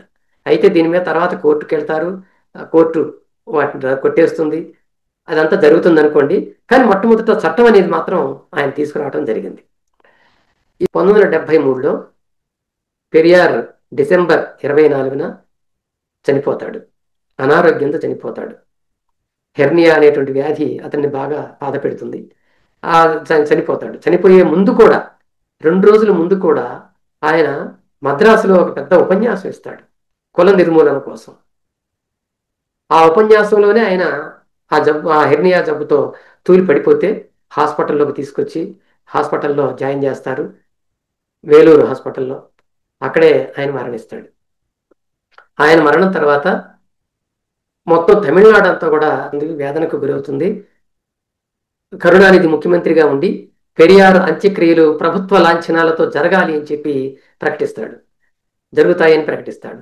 అయితే చీఫ్ సెక్రటరీ వచ్చి ఇలా చేస్తే కేంద్ర ప్రభుత్వం మన మీద యాక్షన్ తీసుకుంటుందండి అని అంటే, ఏం పర్వాలేదు, నా ప్రభుత్వం కూలిపోయినా పర్వాలేదు, పెరియారికి మాత్రం ప్రభుత్వ లాంఛనాలతోనే జరగాలి అంత్యక్రియలు అని చెప్పి ప్రకటిస్తాడు. ఆయన ప్రకటించిన తర్వాత మొత్తం ఊరేగింపు కానీ మొత్తం తమిళనాడు మద్రాసు నగరంలో ఊరేగింపు జరుగుతుంది. ఆ తర్వాత ఇప్పుడు పెరియార్ తిడలు ఏదైతే ఉందో అక్కడికి తీసుకెళ్ళి అతన్ని అంత్యక్రియలు చేస్తారు. దాంట్లో కరుణానిధి పాల్గొంటాడు. తమిళనాడు నుంచి వచ్చినటువంటి అన్ని సంఘాల వాళ్ళు, అన్ని పార్టీల వాళ్ళు దానిలో పాల్గొంటారు. ఇది ఆయన జీవితం అంతటితో ముగుస్తుంది. ఆ తర్వాత ఆయన భార్య మణియమ్మాయి ద్రావిడ కళగానికి ఆమె నాయకురాలు అవుతుంది. కొన్ని కార్యక్రమాలు, మంచి కార్యక్రమాలు తీసుకుంటుంది. ఆమె కూడా మహిళలకు సంబంధించి కార్యక్రమాలు తీసుకుంది. పెరియార్ ఆశించినటువంటి ఒక కార్యక్రమం ఆయన కళ్ళ ముందే జరగని కార్యక్రమం ఒకటి ఆమె చేస్తుంది. అదేంటంటే రావణ లీల. ఆమె రావణ లీల ఏర్పాటు చేసి రాముడి బొమ్మలను తగలబెట్టడం అనేటువంటిది కార్యక్రమం. దానికి ఆమెను అరెస్ట్ చేస్తారు. ఆ నాయకులను అరెస్ట్ చేస్తారు. వాళ్ళందరూ మళ్ళీ బయటకు వచ్చి అయినా దాన్ని మేము తప్పు చేయలేదని ప్రకటించి దాన్ని సమర్థించుకుంటారు. అంతా జరుగుతుంది. ఆమె పెరియార్ చనిపోయిన ఒక 5 ఏళ్లకే ఆమె కూడా చనిపోతుంది. చనిపోయినప్పుడు దాని నాయకుడు వీరమణి అవుతాడు. వీరమణి అప్పటికే చాలా పెరియారికి ఒక రైట్ హ్యాండ్ లాగా ఉండి అన్ని కార్యక్రమాలు చూసుకునేవాడు. పత్రికలు విడుదలై పత్రిక అప్పటికే ఆయన ఎడిటర్. 1960sలోనే పెరియార్ అతన్ని ఎడిటర్గా నియమిస్తాడు విడుదలై పత్రికకి. ఆయన వృత్తిరీత్యా అడ్వకేట్ కాబట్టి అన్ని తెలుసు. రాజ్యాంగము తర్వాత చట్టాలు వీటితో పరిచయం ఉంది. అందువల్ల పత్రికకి ఆయనైతేనే సరిపోతుందని చెప్పి ఆయన్ని ఎడిటర్గా పెడతాడు. అప్పటి నుంచి ఇప్పటి వరకు కూడా ఆయనే విడుదలై పత్రికకి ఎడిటర్. ఆ వీరమణి నాయకత్వంలో పెరియార్ ఉద్యమం అంటే ద్రావిడ కళగం ఇంకా ఇంకా డెవలప్ అవుతుంది. ఇప్పటికీ కూడా 92 సంవత్సరాల వయసులో ఆ ఉద్యమానికి నాయకత్వం వహిస్తున్నాడు వీరమణి. వీరమణి నాయకుడు అయిన తర్వాత చాలా కార్యక్రమాలు చేశాడు. వాటిలో కొన్ని ముఖ్యమైనవి ఏంటంటే 1990లో విపి సింగ్ ప్రధానమంత్రిగా ఉన్నప్పుడు ఆయన్ని గద్దెదించడం కోసం హిందుత్వవాదులు ఒక 2 ఉద్యమాలు తీసుకొచ్చారు. ఒకటి రామజన్మభూమి బాబ్రీ మసీద్ ఉద్యమం. ఆ సమయంలో రామజన్మభూమికి సపోర్టుగా అద్వానీ రథయాత్ర చేయటం, రాముడి యొక్క భక్తిని జనంలో పెంచి ఆ ఉద్యమానికి జనాన్నందరినీ ఏకం చేయాలని వాళ్ళు ప్రయత్నించడం మనకు తెలుసు. దానికి కౌంటర్గా వీరమణి తమిళనాడులో రాముడికి వ్యతిరేక ఉద్యమాన్ని చేపట్టి, ఆయన రామాయణానికి రాముడికి వ్యతిరేక ఉద్యమాన్ని చేపట్టి ఆ రామ ఉద్యమాన్ని తన రాష్ట్రంలోకి రాకుండా అడ్డుకుంటాడు. రెండోది ఆయన చేసింది ఏంటంటే రిజర్వేషన్ వ్యతిరేక ఉద్యమానికి కౌంటర్గా వీరమణి తమిళనాడులో రిజర్వేషన్ అనుకూల ఉద్యమాన్ని స్టార్ట్ చేస్తాడు.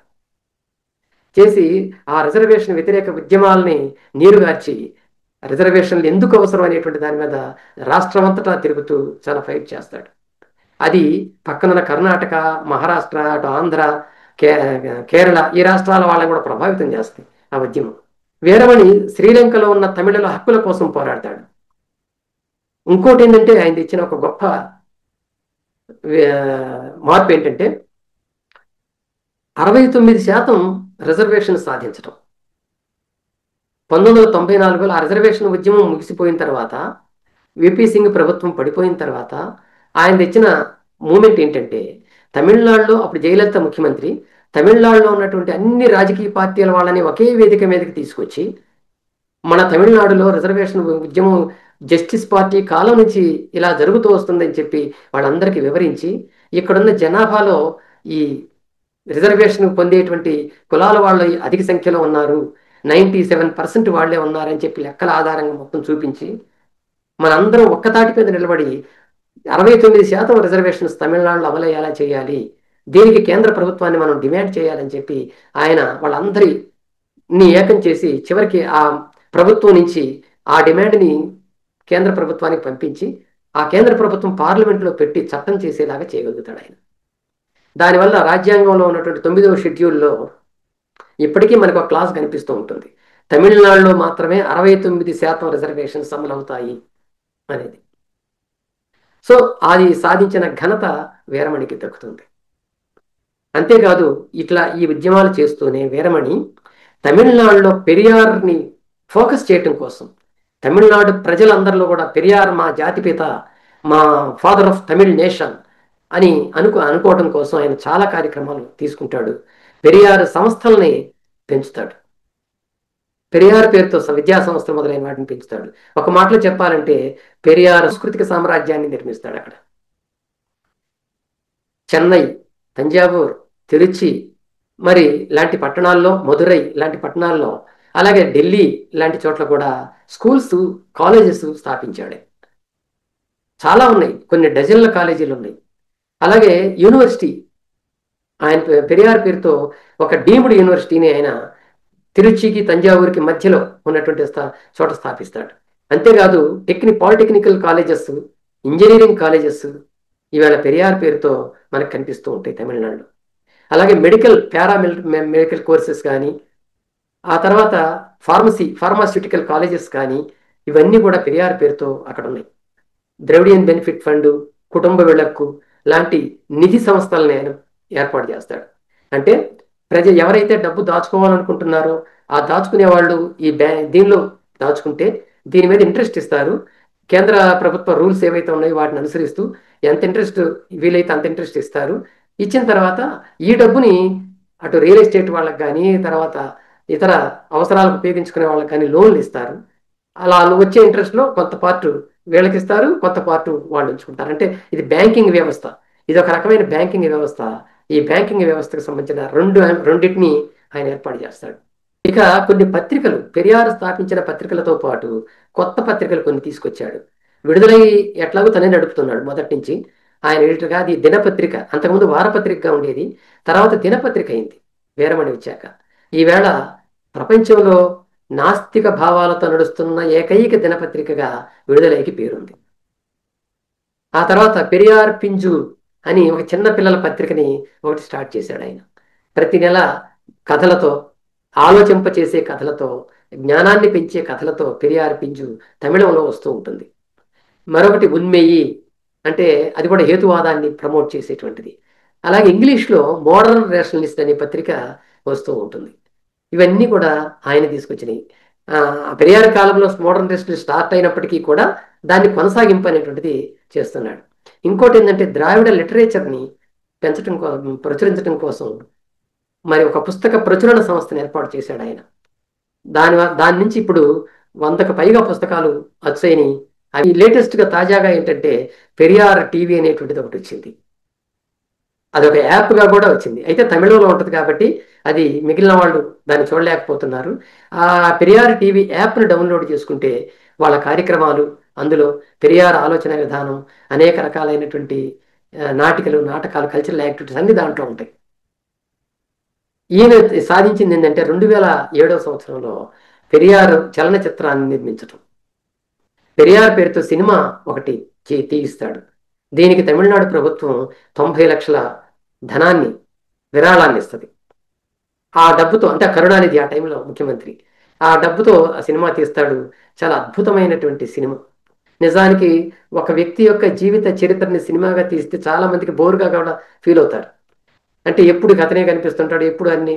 కానీ ఈ సినిమాలో అది చూస్తున్నంతసేపు ఒక రకమైనటువంటి ప్రేరణ, ఉత్సాహాన్ని పెంచే చిత్రంగా, ఒక స్ఫూర్తిని రగిలించే చిత్రంగా కూడా ఇది ఉంటూ ఉంటుంది. ఆ సినిమా 2007లో మొదలైంది. దాని 2010లో మనకి తెలుగులో కూడా వచ్చింది. ఇప్పుడు ఈవేళ యూట్యూబ్లో కూడా అది లభిస్తూ ఉంది, ఎవరైనా చూడొచ్చు. అట్లాగే పెరియార్ కాలేజీల్లో, విద్యా సంస్థల్లో పనిచేస్తున్న, చదువుకున్న వాళ్ళు, బయట సంస్థల్లో చదువుకుంటున్నటువంటి వాళ్ళందరూ కూడా యూత్ని అందరినీ కూడా ఒక చోటకి తీసుకురావాలనే ఉద్దేశంతో ఒక విద్యార్థి సంస్థని వీరమణి ఏర్పాటు చేస్తాడు. మంది సభ్యులు దాంట్లో ఉంటారు. అలాగే మహిళల కోసం సంఘాలు ఏర్పాటు చేశాడు. ఆ మహిళా సంఘాలు కూడా మహిళా సమస్యల మీద కానీ, మహిళల్ని ఆ ఆధునిక భావాల వైపు మరలించడంలో కానీ రకరకాల కార్యక్రమాలు చేస్తున్నాయి. వీరమణి వచ్చిన తర్వాత అవి చాలా ఎక్కువ సంఖ్యలో జరగడం మొదలైంది. తర్వాత ఈ భావాల కంటే వీరమణి ఉపన్యాసాలు విని, వీరమణి చేస్తున్న కార్యక్రమాలను చూసి ప్రభావితులై కొంతమంది స్త్రీలు, అంతకుముందు వాళ్ళు ఆస్తిక పద్ధతుల్లో పెళ్లిళ్ళు చేసుకున్నప్పటికీ కూడా వాళ్ళ భర్తల్ని తీసుకొచ్చి స్టేజీల మీద తమ మెడలో ఉన్న తాళిబొట్టుల్ని తెంచుతున్న సందర్భాలు కూడా మనకు అప్పుడప్పుడు వార్తల్లో వస్తూ ఉంటాయి. కనుక అట్లాంటి నాయకుడిగా వీరమణి ఇవాళ ఉన్నాడు. మీకు పల్లెల్లోకి పోయినా, పట్టణాల్లోకి పోయినా పెరియార్ విగ్రహాలు కనిపిస్తాయి ఎక్కడ చూసినా. మనకి ఇక్కడ గాంధీ, అంబేద్కర్ విగ్రహాలు ఎట్లయితే ఉన్నాయో, తమిళనాడులో పెరియార్ అండ్ అంబేద్కర్ విగ్రహాలకు మాత్రమే అక్కడ ప్రాముఖ్యత ఉంది. అందువల్ల అవి ఎక్కువగా మనకి చాలా చోట్ల కనిపిస్తూ ఉంటాయి. పెరియార్ పేరుతో గ్రంథాలయాలు కనిపిస్తూ ఉంటాయి. ఇవన్నీ వీరమణి వచ్చిన తర్వాత డెవలప్ అయినటువంటి అంశాలు. తాజాగా 100 కోట్ల రూపాయలతో పెరియార్ వరల్డ్ అనేటువంటి దాన్ని ఏర్పాటు చేస్తున్నాడు 27 ఎకరాల స్థలంలో. తిరుచిరాపల్లికి తంజావూరికి మధ్యలో ఉన్న 27 ఎకరాల స్థలంలో ఒక చోట ఇది నిర్మిస్తున్నాడు. దాన్ని నేను 2 సార్లు సందర్శించాను. నిర్మాణ కార్యక్రమాల్లో అది ఉంది. దానికి తాజాగా మొన్న, అంటే ఒక నెల క్రితమే, స్టాలిన్ కూడా 1,30,00,000 ఎంతో విరాళం ఇచ్చాడు దానికి. ఆ పెరియార్ వరల్డ్ కనుక వచ్చినట్లయితే అక్కడ పెరియార్కి సంబంధించిన మ్యూజియం కానీ, పెరియార్కు సంబంధించినటువంటి పోరాటాలను తెలియజేసే చిత్రాలు, చలనచిత్రాలు కానీ ఇవన్నీ కూడా ప్రదర్శించబడుతూ ఉంటాయి. రీసెర్చ్కి ఎవరైనా రీసెర్చ్ చేయదలుచుకున్న వాళ్ళకి రూమ్స్, అలాట్మెంట్స్ అట్లాంటివి కూడా ఉంటాయి. ఎవరైనా విజిటర్స్ వెళితే వాళ్ళకి కావాల్సిన సౌకర్యాలు ఉంటాయి. ఇవన్నీ దానిలో వచ్చే విధంగా ఆయన ప్లాన్ చేస్తూ ఉన్నాడు. ఇది ఇండియాలో ఆ ఉద్యమం గురించి. అయితే ఇవాళ ఇంటర్నేషనల్గా కూడా డెవలప్ అయింది. ఇది కూడా పెరియార్ వీరమణి తీసుకొచ్చినటువంటి ఒక ప్రగతి. పెరియార్ ఇంటర్నేషనల్ పేరుతో ఆయన ఇతర దేశాల్లో కూడా పెరియార్ ఆర్గనైజేషన్స్ని స్టార్ట్ చేశాడు. అసలు నిజానికి పెరియార్ ఆయన జీవించి ఉన్నప్పుడే ఇది విదేశీ పర్యటనలు చేశాడు. మన ఇండియాలో ఆంధ్ర, కర్ణాటక, కేరళ, తెలంగాణ, మహారాష్ట్ర, ఉత్తరప్రదేశ్, ఢిల్లీ లాంటి ప్రాంతాలకి ఆయన వెళ్ళి ఉపన్యాసాలు ఇచ్చాడు. అవి కాకుండా ఇతర దేశాలకు వెళ్ళాడు. సింగపూరు, మలేషియా, ఆ రోజుల్లో బర్మా, ఇప్పుడు మయన్మార్ అంటున్నాం, Burma, Sri Lanka, Greek, Egypt, Turkey, Russia, Germany, England, Italy, Spain, France, Portugal లాంటి దేశాలకు ఆయన వెళ్ళాడు. ఆయన ఎక్కడికి వెళ్ళినా ఏదో ఒక ఉపన్యాసం ఏర్పాటు చేసేవాళ్ళు. ఆ ఉపన్యాసాల ప్రభావం కానీ, ఆయన ఆయన లిటరేచర్ చదివినటువంటి వాళ్ళు కానీ ఈవేళ అక్కడ ఆయనకి అభిమానులుగా ఉన్నారు. అలాంటి వాళ్ళని అందరినీ కూడగట్టి పెరియార్ ఇంటర్నేషనల్ ఏర్పాటు చేశాడు ఈ వీరమణి. అమెరికాలో దాని హెడ్ ఆఫీస్ ఉంటుంది. అది అప్పుడప్పుడు ఒక 3 ఏళ్లకో 2 ఏళ్లకో ఒక సభలు కూడా జరుగుతూ ఉంటుంది. లేటెస్ట్గా మన 2025 నవంబర్ 1-2 తారీఖుల్లో జపాన్లో పెరియార్ ఇంటర్నేషనల్ మహాసభలు జరిగాయి. ఆ విస్తృతమైనటువంటి ఒక పెరియార్ ఉద్యమాన్ని, పెరియార్ని తీసుకువెళ్ళటం అనేటువంటిది వీరమణి చేసినటువంటి కార్యక్రమం. అయితే ఇంత గొప్ప స్వాభిమాన ఉద్యమం ఇంత విస్తృతంగా డెవలప్ అవుతూ ఉంటే మరొక పక్కన దీని మీద విమర్శలు కూడా వచ్చాయి. అవి కుంటి విమర్శలు అనొచ్చు. ఎందుకంటే వాటికి ఆధారాలు తెలియకుండా ఏదో రకంగా బురద చల్లాలి అనేటువంటి విమర్శలు కొన్ని వచ్చాయి. అందులో ఒకటి రెండు మీకు చెప్తాను. ఒకటి ఏంటంటే ఎక్కువ మంది నోట వినపడే విమర్శ. అదేంటంటే పెరియారు తన కూతుర్ని పెళ్లి చేసుకున్నాడు అనేది. నిజానికి అది బుర్ర తెలివున్న వాళ్ళు, ఆలోచన ఉన్న వాళ్ళు అనాల్సిన మాట కాదు, కానీ అది ఇట్లా పాపులర్ అయింది. తను అసలు అంతకుముందేమో కూతురు వయసున్న అమ్మాయిని పెళ్లి చేసుకున్నాడు అనేది పోయి కూతుర్ని పెళ్లి చేసుకున్నాడు అనేటువంటిది వచ్చేసింది. నిజానికి దీనిలో ఉన్న నిజం చూసినట్లయితే పెరియారు మొదటి భార్య నాగమ్మాళ్ళు. ఆమెని 1895లోనే పెళ్లి చేసుకున్నాడు ఆయన. చేసుకున్న తర్వాత 1933 వరకు వాళ్ళ దాంపత్యం కొనసాగింది. మధ్యలో ఆమె ఒక్కసారి అబార్షన్ అయితే ఇక అక్కడి నుంచి మనకి పిల్లలు వద్దులే, మనకి చాలా మంది పిల్లలు ఉన్నారు సమాజంలో, వాళ్ళే మన పిల్లలు అనుకుందామని చెప్పి ఒక నిర్ణయం తీసుకుంటారు. వాళ్ళకి పిల్లలు లేరు. ఆమె 1933లో మరణిస్తుంది. అప్పటి నుంచి ఆయన ఒంటరిగానే ఇంట్లో ఉంటూ ఆయన ఒక పక్కన ప్రెస్ చూసుకుంటూ, పత్రికలు చూసుకుంటూ, కార్యక్రమాలు చూసుకుంటూ, రాసుకుంటూ, చదువుకుంటూ, అన్ని పనులు చేసుకుంటూ ఉంటుంటాడు. ఇలా చేయటం వల్ల ఆరోగ్యం దెబ్బతిని ఆయన లేవలేని పరిస్థితి, నడవలేని పరిస్థితి లాంటివి కూడా వస్తాయి. ఇది చూసి పెరియార్ ఉద్యమంలో ఉన్నటువంటి ఒక కార్యకర్త, అయ్యా మీరు ఎక్కువ కాలం బ్రతకాలి, మీ మీ సేవలు మాకు చాలా అవసరం అని ఆలోచించి మీ ఇంట్లో అంటే నీకు వండి పెట్టడానికి నా కూతురుని పంపిస్తానయ్యా అంటాడు. ఆయన ముందు వద్దంటాడు పెరియారు, వద్దులే నాకేం పర్వాలేదు అంటాడు. కానీ కాదయ్యా మీరు జీవించాలి, ఎక్కువ కాలం ఉండాలి, మీ పరిస్థితి బాగాలేదు అని తన కూతుర్ని పంపిస్తాడు. ఆమె పేరు మణియమ్మాయి. ఆమె అప్పటికి 23, 24 సంవత్సరాల వయస్సు. వచ్చిన తర్వాత చక్కగా వండి పెట్టడం, ఆయనకు మందులు ఇవ్వటం, ఆయన ఎక్కడికైనా ప్రయాణం అవుతుంటే ఆయనతో పాటు వెళ్ళి ఆయన మీటింగుల్లో మాట్లాడుతుంటే ఈమె బయట ఈ పత్రికలు పుస్తకాలు పెట్టుకుని అమ్మటం, ఇలాంటి పనులు చేసేది ఆమె. ఇదంతా చూసిన తర్వాత 70 ఏళ్ల వయసులో పెరియారు అప్పటికే ఒక పక్కన అన్నాదురై తన నుంచి విడిపోతాడు, టీఎంకే పెట్టుకుంటాడు. ఆయన కార్యకర్తలందరూ దూరం అవుతారు. ఎవరిని నమ్మాలో ఎవరిని నమ్మకూడదో తెలియదు.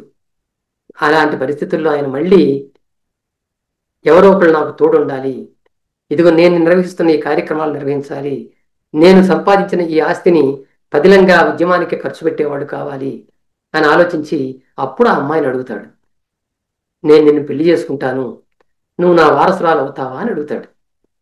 ఆమె అంగీకరిస్తుంది.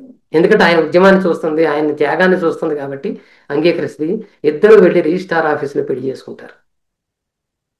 ఆ పెళ్లి చేసుకున్న తర్వాత అన్నాదురై లాంటి వాళ్ళు కూడా పెరియార్ ఏమిటి ఇలా చేశాడు, ఇదేం పద్ధతి అసలు అని అందరూ అనుకున్నట్టే ఈయన అనుకుంటాడు. ఆయన బాల్యం పెరియార్ మిత్రుడైనటువంటి రాజాజీ కూడా నువ్వు చేసిన పని బాగాలేదు అనుకుంటున్నారు అందరూ అని అంటాడు. అయినా సరే పెరియార్ ఒక నిర్ణయం తీసుకున్నాడంటే ఎవరేమనుకున్నా పట్టించుకోడు, తను నిర్ణయానికి కట్టుబడి ఉంటాడు. అయినా అతను ఏం పట్టించుకోలేదు. కానీ ఇది ఎప్పుడు జరిగింది, వీళ్ళిద్దరి పెళ్లి 1949లో, అంటే మొదటి భార్య చనిపోయిన 16 సంవత్సరాల తర్వాత ఈ పెళ్లి జరిగింది. అప్పుడు ఆయన 70 ఏళ్ల వయసు.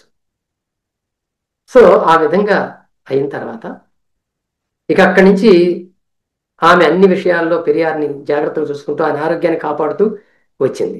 అలా చేసుకోవటం వల్లనే ఆయన 1973 వరకు 95 సంవత్సరాల వయసు వచ్చేంత వరకు ఆయన బ్రతకగలిగాడు. ఇది మనం గుర్తించాల్సింది. అంటే ఎప్పుడైతే ఈమె అన్ని జాగ్రత్తలు తీసుకుంటుందో మళ్ళీ పెరియార్ ఉద్యమాల్లోకి వచ్చేసి ఈ హిందీ వ్యతిరేక ఉద్యమాలు, రాముడికి వ్యతిరేక ఉద్యమాలు, అలాగే ఇతర సెల్ఫ్ రెస్పెక్ట్ మ్యారేజెస్ని ప్రోత్సహించడం లాంటి ఉద్యమాలు ఎప్పుడైతే చేయటం మొదలుపెట్టాడో అప్పుడు అన్నాదురై అర్థం చేసుకుంటాడు. ఆయన ముఖ్యమంత్రిగా ఎన్నికైన తర్వాత వీళ్ళకి పెళ్ళై 18 సంవత్సరాలు అయిన తర్వాత ఆయన ఇంటికి వచ్చి మణియమ్మాయికి తన క్షమాపణ చెప్పుకుంటాడు. అమ్మా మిమ్మల్ని మేమందరం తప్పుగా అర్థం చేసుకున్నాము, మమ్మల్ని మన్నించండి అని చెప్పి ఆయన అంటే పెరియార్ అంటాడు, అది కామన్ ఎవరికైనా వస్తుంది కానీ ఏం పర్వాలేదు అంటాడు. ఆమె కామ్గా ఊరుకుంటుంది. ఆ విధంగా రియలైజ్ అవుతారు వాళ్ళు. అలాగే రాజాజీ కూడా రియలైజ్ అవుతాడు. ఆమెని నువ్వు గనక లేకపోతే పెరియార్ ఇన్నాళ్ళు ఉండేవాడు కాదు అని వాళ్ళు మాట్లాడతారు. ఆ విధంగా ఆమె వచ్చిన తర్వాత పెరియార్కి జీవన కాలం పెరుగుతుందన్నమాట. ఇది తెలియకుండా చాలామంది ఆయన్ని విమర్శించడానికి ఇలాంటి నిందారోపణలు ఆయన మీద చేస్తూ ఉంటారు. ఆయన అన్నట్టుగానే తన మరణానంతరం తన ఆస్తిని కానీ తన ఉద్యమాన్ని కానీ ఆమె చేతుల్లో పెడతాడు. అది ఆయన చేసిన పని. ఇంకా రెండోది, పెరియారు బ్రాహ్మణ వ్యతిరేకి. బ్రాహ్మణులు అంటే ఆయనకి గిట్టదు అని చెప్పి అంటారు. ఆయన చాలా సందర్భాల్లో ఈ విషయం చెప్పాడు. నేను బ్రాహ్మణుల్ని ఒక మానవులుగా చూస్తాను, అందరితో సమానంగా చూస్తాను, అందరికీ ఏ హక్కులు ఉంటే ఆ హక్కులు వాళ్ళకి ఉండాలని చెప్తాను, కానీ వాళ్ళ ఆధిపత్యాన్ని వ్యతిరేకిస్తాను, వాళ్ళ భావజాలాన్ని వ్యతిరేకిస్తాను, వాళ్ళ ఆధిపత్యం కొనసాగే విధానాలు వాళ్ళు ఏం చూస్తున్నా నేను తప్పుపడతాను, అలాగే వాళ్ళ భావజాలాన్ని రుద్దటానికి వాళ్ళు చేసే ఆచారాలు కానీ వాళ్ళ పద్ధతులను కానీ నేను వ్యతిరేకిస్తాను అని చాలా సందర్భాల్లో చెప్పేవాడు. అనేక సందర్భాల్లో బ్రాహ్మణులకి సహాయాలు చేశాడు ఆయన. ఇవన్నీ కూడా పట్టించుకోకుండా ఆయన బ్రాహ్మణ వ్యతిరేకి అని చెప్పి ఆయన మీద నింద వేయటం అనేటువంటిది ఒకటి జరుగుతుంది. అలాగే ఇంకొకటి ఏంటంటే ఆయన మీద విమర్శ, రాముడిని చెప్పులతో కొట్టాడు. రాముడు వ్యతిరేక ఉద్యమం సమయంలో రాముడు బొమ్మ మీద చెప్పులు ఇసిరి చెప్పులతో కొట్టాడు రాముడు బొమ్మని అని చెప్పి ఒక ప్రచారం ఉంది. ఆయన ఎప్పుడూ ఆ పని చేయలేదు. అది కాల్చేశాడు, బొమ్మల్ని చించేశాడు తప్ప చెప్పులతో కొట్టేంత పని చేయలేదు. ఈ ప్రచారాన్ని తీసుకొచ్చింది తమిళంలో వస్తున్నటువంటి ఒక పత్రిక, తుగ్లక్ అనే పత్రిక. చో రామస్వామి దాని ఎడిటర్. ఆయన దీన్ని తీసుకొచ్చాడు ఈ వార్తని. దాని మీద నిజానిజాలు పరిశీలిస్తే అది ఎప్పుడు జరగలేదు అనేది తర్వాత బయటపడుతుంది. అన్నాదురైతో ఎప్పుడైతే అన్నాదురై బయటకు వెళ్ళిపోయాడో అప్పుడు వెంటనే పెరియార్ మీద కొన్ని విమర్శలు వచ్చాయి. అవి విమర్శలు ఏంటంటే, ఇక అన్నాదురైకి దీనికి సంబంధం లేదు, పెరియార్ చేసింది తప్పు అని చెప్పి అన్నాదురై నిరూపించాడని చెప్పి కూడా ఆ రోజుల్లో విమర్శలు వచ్చాయి. వస్తే అది అన్నాదురై ఖండించడం, మళ్ళీ తన గవర్నమెంట్ని మా పెరియార్కి అంకితం చేస్తున్నానని ప్రకటించడం అనేటువంటిది వాళ్ళ కళ్ళు తెరిపించింది. ఇట్లా పెరియార్ మీద అనేక నిందలు రావటం, ఆ తర్వాత పెరియార్ని అన్పాపులర్ చేయాలని ప్రయత్నాలు జరగటం, ఇవన్నీ కూడా అయిపోయి తర్వాత చివరికి నిజాలు తెలుసుకుని పెరియార్ అలాంటి పనులు చేయడు అనేటువంటిది ఇవాళ తమిళ ప్రజలు గట్టిగా నమ్ముతున్నారు. తర్వాత ఏంటంటే, ఇప్పటిదాకా మనం ఏం చూసాం, పెరియారు తీసుకొచ్చిన స్వాభిమాన ఉద్యమం ఏమేమి కార్యక్రమాలు చేసింది, ఎలా నడిచింది, ఏమేమి సాధించింది, ఇవన్నీ చూసాం. కానీ ఇప్పుడు తమిళనాడులోకి వెళ్తే మనం మనసుకి బాధ పెట్టే అంశాలు కూడా మనకు కనిపిస్తూ ఉంటాయి. అవేంటి? ఒకటి, ఆ రోజుల్లో పెరియారు స్వాభిమాన ఉద్యమం కులతత్వానికి వ్యతిరేకంగా పోరాటం, కుల నిర్మూలన కోసం పోరాటం అనేది చేసింది. ఈవేళ మనం వార్తల్లో బీసీ అగ్రకులాలు, బీసీల్లో ఉన్న అగ్రకులాలు దళితుల మీద దాడులు చేస్తున్నాయని, వాళ్ళని చంపుతున్నాయని మనం వార్తలు వింటూ ఉంటాం. ఇవి నిజమే. మూకుమ్మడి దాడులు జరగటం ఇవన్నీ మనం వార్తల్లో వింటూ ఉంటాం. అవి నిజంగానే మనకు కనిపిస్తూ ఉంటాయి. ఇదేమిటి ఇట్లా ఉంటుంది? పెరియార్ ఆ రకంగా పోరాడితే ఇంకా మారలేదా తమిళనాడు అని అనిపిస్తూ ఉంటుంది మనకి. దీనికి కొన్ని కారణాలు ఉన్నాయి. ఒకటి, మద్రాస్ సెక్యులర్ సొసైటీ కానీ జస్టిస్ పార్టీ కానీ స్థాపించినప్పుడు, పనిచేసినప్పుడు దానిలో నాయకులైనటువంటి వాళ్ళు బ్రాహ్మణేతర కులాల నుంచి వచ్చినటువంటి వాళ్ళు. ఈ బ్రాహ్మణేతర కులాల్లో కూడా ఆనాడు అంతో ఎంతో అభివృద్ధి చెందినటువంటి బీసీ కులాల వాళ్ళు ఎక్కువగా ఉన్నారు. అయితే పెరియార్ వచ్చిన తర్వాత అది మారుతుంది. ఆయన మొత్తం ఎస్సీలను కూడా తీసుకొని ఎస్సీలను కూడా భాగస్వాములు చేస్తాడు అన్నింటిలో. అందువల్ల వాళ్ళల్లో కూడా సెల్ఫ్ రెస్పెక్ట్ అనేది డెవలప్ అవుతుంది. ఈ పెరియార్ ఉద్యమంలో, స్వాభిమాన ఉద్యమంలో నాయకత్వ స్థానాల్లో కూడా వాళ్ళు వస్తారు. అయితే బీసీలు ఎక్కువ మంది ఉండటం, వాళ్ళ నుంచి ఫండ్ అనేటువంటిది ఎక్కువగా ఉద్యమాలకి రావటం అందరికీ తెలిసిన నిజం అది. కాబట్టి బ్రాహ్మణుల తర్వాత 2-3 స్థానాల్లో ఉన్నటువంటి బీసీ కులాలు ఏవైతే ఉన్నాయో, 2వ స్థానంలో ఎక్కువగా, అంటే అక్కడ స్థాయిని బట్టి, సాంఘిక స్థాయిని బట్టి 2వ స్థానంలో ఉన్న కులాలు మొదలయారు కులం, వెల్లలారు, నాయుళ్ళు ఇట్లాంటి వాళ్ళు. 3వ స్థానంలో మోపరారు లాంటి కొన్ని కులాలు ఉంటాయి. ఇక పిళ్ళై ఇలాంటి వాళ్ళు దళిత కులాలు. సో ఇట్లాంటి ఇవన్నీ కూడా ఈ బీసీల్లో ఉన్నటువంటి సాంఘిక భద్రత, ఆర్థికంగా భద్రత కలిగినటువంటి అభివృద్ధి చెందినటువంటి కులాలు ఏవైతే ఉన్నాయో, వీళ్ళు దళితుల మీద, ఆదివాసీల మీద ఇప్పటికీ కూడా దాడులు చేయటం, దౌర్జన్యాలు చేయటం అనేది మనకు కనిపిస్తూ ఉంటుంది. ఇది పెరియార్ తర్వాత వచ్చినటువంటి ఒక పరిణామం. ఎందుకు వచ్చింది ఇది అంటే ఎస్సీల నుంచి సరైనటువంటి నాయకత్వం డెవలప్ కాలేదు. పెరియార్ కుల నిర్మూలన దృష్టితో ఆయన పనిచేశాడు. అసలు ఎస్సీలు ఏంటి, బీసీలు ఏంటి, ఇదేం కాదు, ఎవరికి చైతన్యం ఉంటే వాళ్ళు నాయకులుగా అని చెప్పి తీసుకొచ్చి పెట్టుకున్నాడు. కానీ ఆ తర్వాత రిజర్వేషన్స్ రావటం కానీ, ఆ రిజర్వేషన్స్లో ఎస్సీలు వేరు బీసీలు వేరు అనేటువంటి ఒక విభజన స్పష్టంగా రావటం కానీ, ఇది వచ్చిన తర్వాత ఈ రెండు వర్గాలకి మధ్య క్లాషెస్ కూడా రావటం మొదలైంది. ఏనాడో ఉన్నటువంటి అస్పృశ్యత అనేటువంటిది మళ్ళీ ప్రవేశించింది. అంతర్గత శత్రుత్వం పెరిగింది. అందువల్ల దళిత కులాల వాళ్ళ మీద దాడులు చేయటం, దౌర్జన్యాలు చేయటం, ఇతర రాష్ట్రాల్లో జరుగుతున్నటువంటి వాటిని చూసి విని వాటిని తమిళనాడులో కూడా అనుసరించడం అనేటువంటిది అది మనకు వింటూ ఉంటుంటాం. ఈ క్లాష్ని, ఈ వైరుధ్యాన్ని ద్రావిడ పార్టీలు కూడా తొలగించలేకపోయాయి. అది ఇప్పుడు మనకి బాధాకరమైనటువంటి అంశం. వాళ్ళు ఎంతసేపటికి కుల నిర్మూలన కోసం డిఎంకే పనిచేస్తూ ఉంటుంది. అన్నా డిఎంకే వచ్చిన తర్వాత అసలు ఇదేం పట్టించుకోలేదు.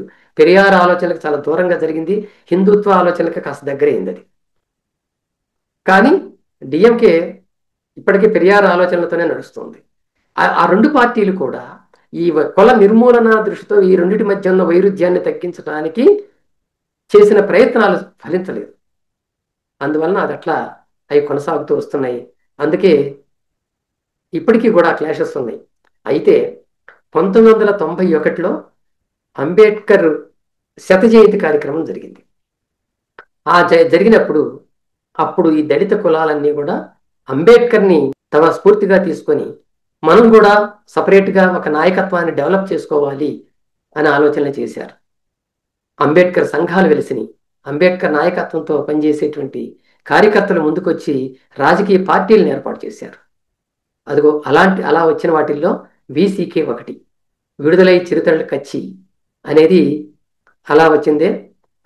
తిరుమావళవన్ అనేటువంటి అతను దాని నాయకుడిగా ఉన్నాడు. ప్రస్తుతం మెంబర్ ఆఫ్ పార్లమెంట్ గా ఉన్నాడు ఆయన. వాళ్ళ నాయకులు అందరూ కూడా పెరియార్కి సపోర్టర్స్. ఇప్పటికి కూడా డిఎంకేకి ఈ వీసీకే పార్టీ చాలా క్లోజ్గా ఉంటుంది, కలిసి పనిచేస్తుంటారు. ఇప్పటికి కూడా ఆ దళిత క్లాషెస్ అయితే ఉన్నాయి. తర్వాత మహిళా విముక్తి అనేటువంటిది కూడా జరిగిందా అనేటువంటి దానిలోకి వచ్చినప్పుడు పితృస్వామ్య భావజాలం నుంచి మహిళల విముక్తి కావాలి అనే పెరియార్ ఆలోచనలు సఫలమయ్యాయా అంటే కాలేదనే చెప్పాలి. అయితే ఆయన ఉద్యమం విఫలమైందా అంటే కాలేదనే చెప్పాలి. ఎందుకంటే ఆయన ఉద్యమ కారణంగా చాలా మంది మహిళల్లో చాలా మార్పులు వచ్చాయి. ఇప్పటికీ మనం తమిళనాడులో వాళ్ళని చూడగలుగుతాం, ఆ మార్పులు ఉన్న వాళ్ళని. అయితే పెరియార్ తర్వాత ఏమైంది, అన్నాడీఎంకే లాంటి పార్టీలు అధికారంలోకి వచ్చిన తర్వాత భక్తిని, పూజల్ని, హిందుత్వ భావజాలాలని, పితృస్వామ్య భావజాలాలని డెవలప్ చేశారు. బ్రాహ్మణ్ నాయకత్వం వచ్చింది, వాళ్ళు డెవలప్ చేశారు. చేసి అనేక పాతకాలం నాడు ఎప్పుడో పోయినటువంటి ఆచారాలను కూడా తిరిగి తీసుకురావటం సాగించారు. బాధాకరమైనటువంటి అంశం ఏంటంటే పరువు హత్యలు తమిళనాడులో జరుగుతుంది. పరువు హత్యలు అంటే మీకు తెలిసే ఉంటుంది కదా.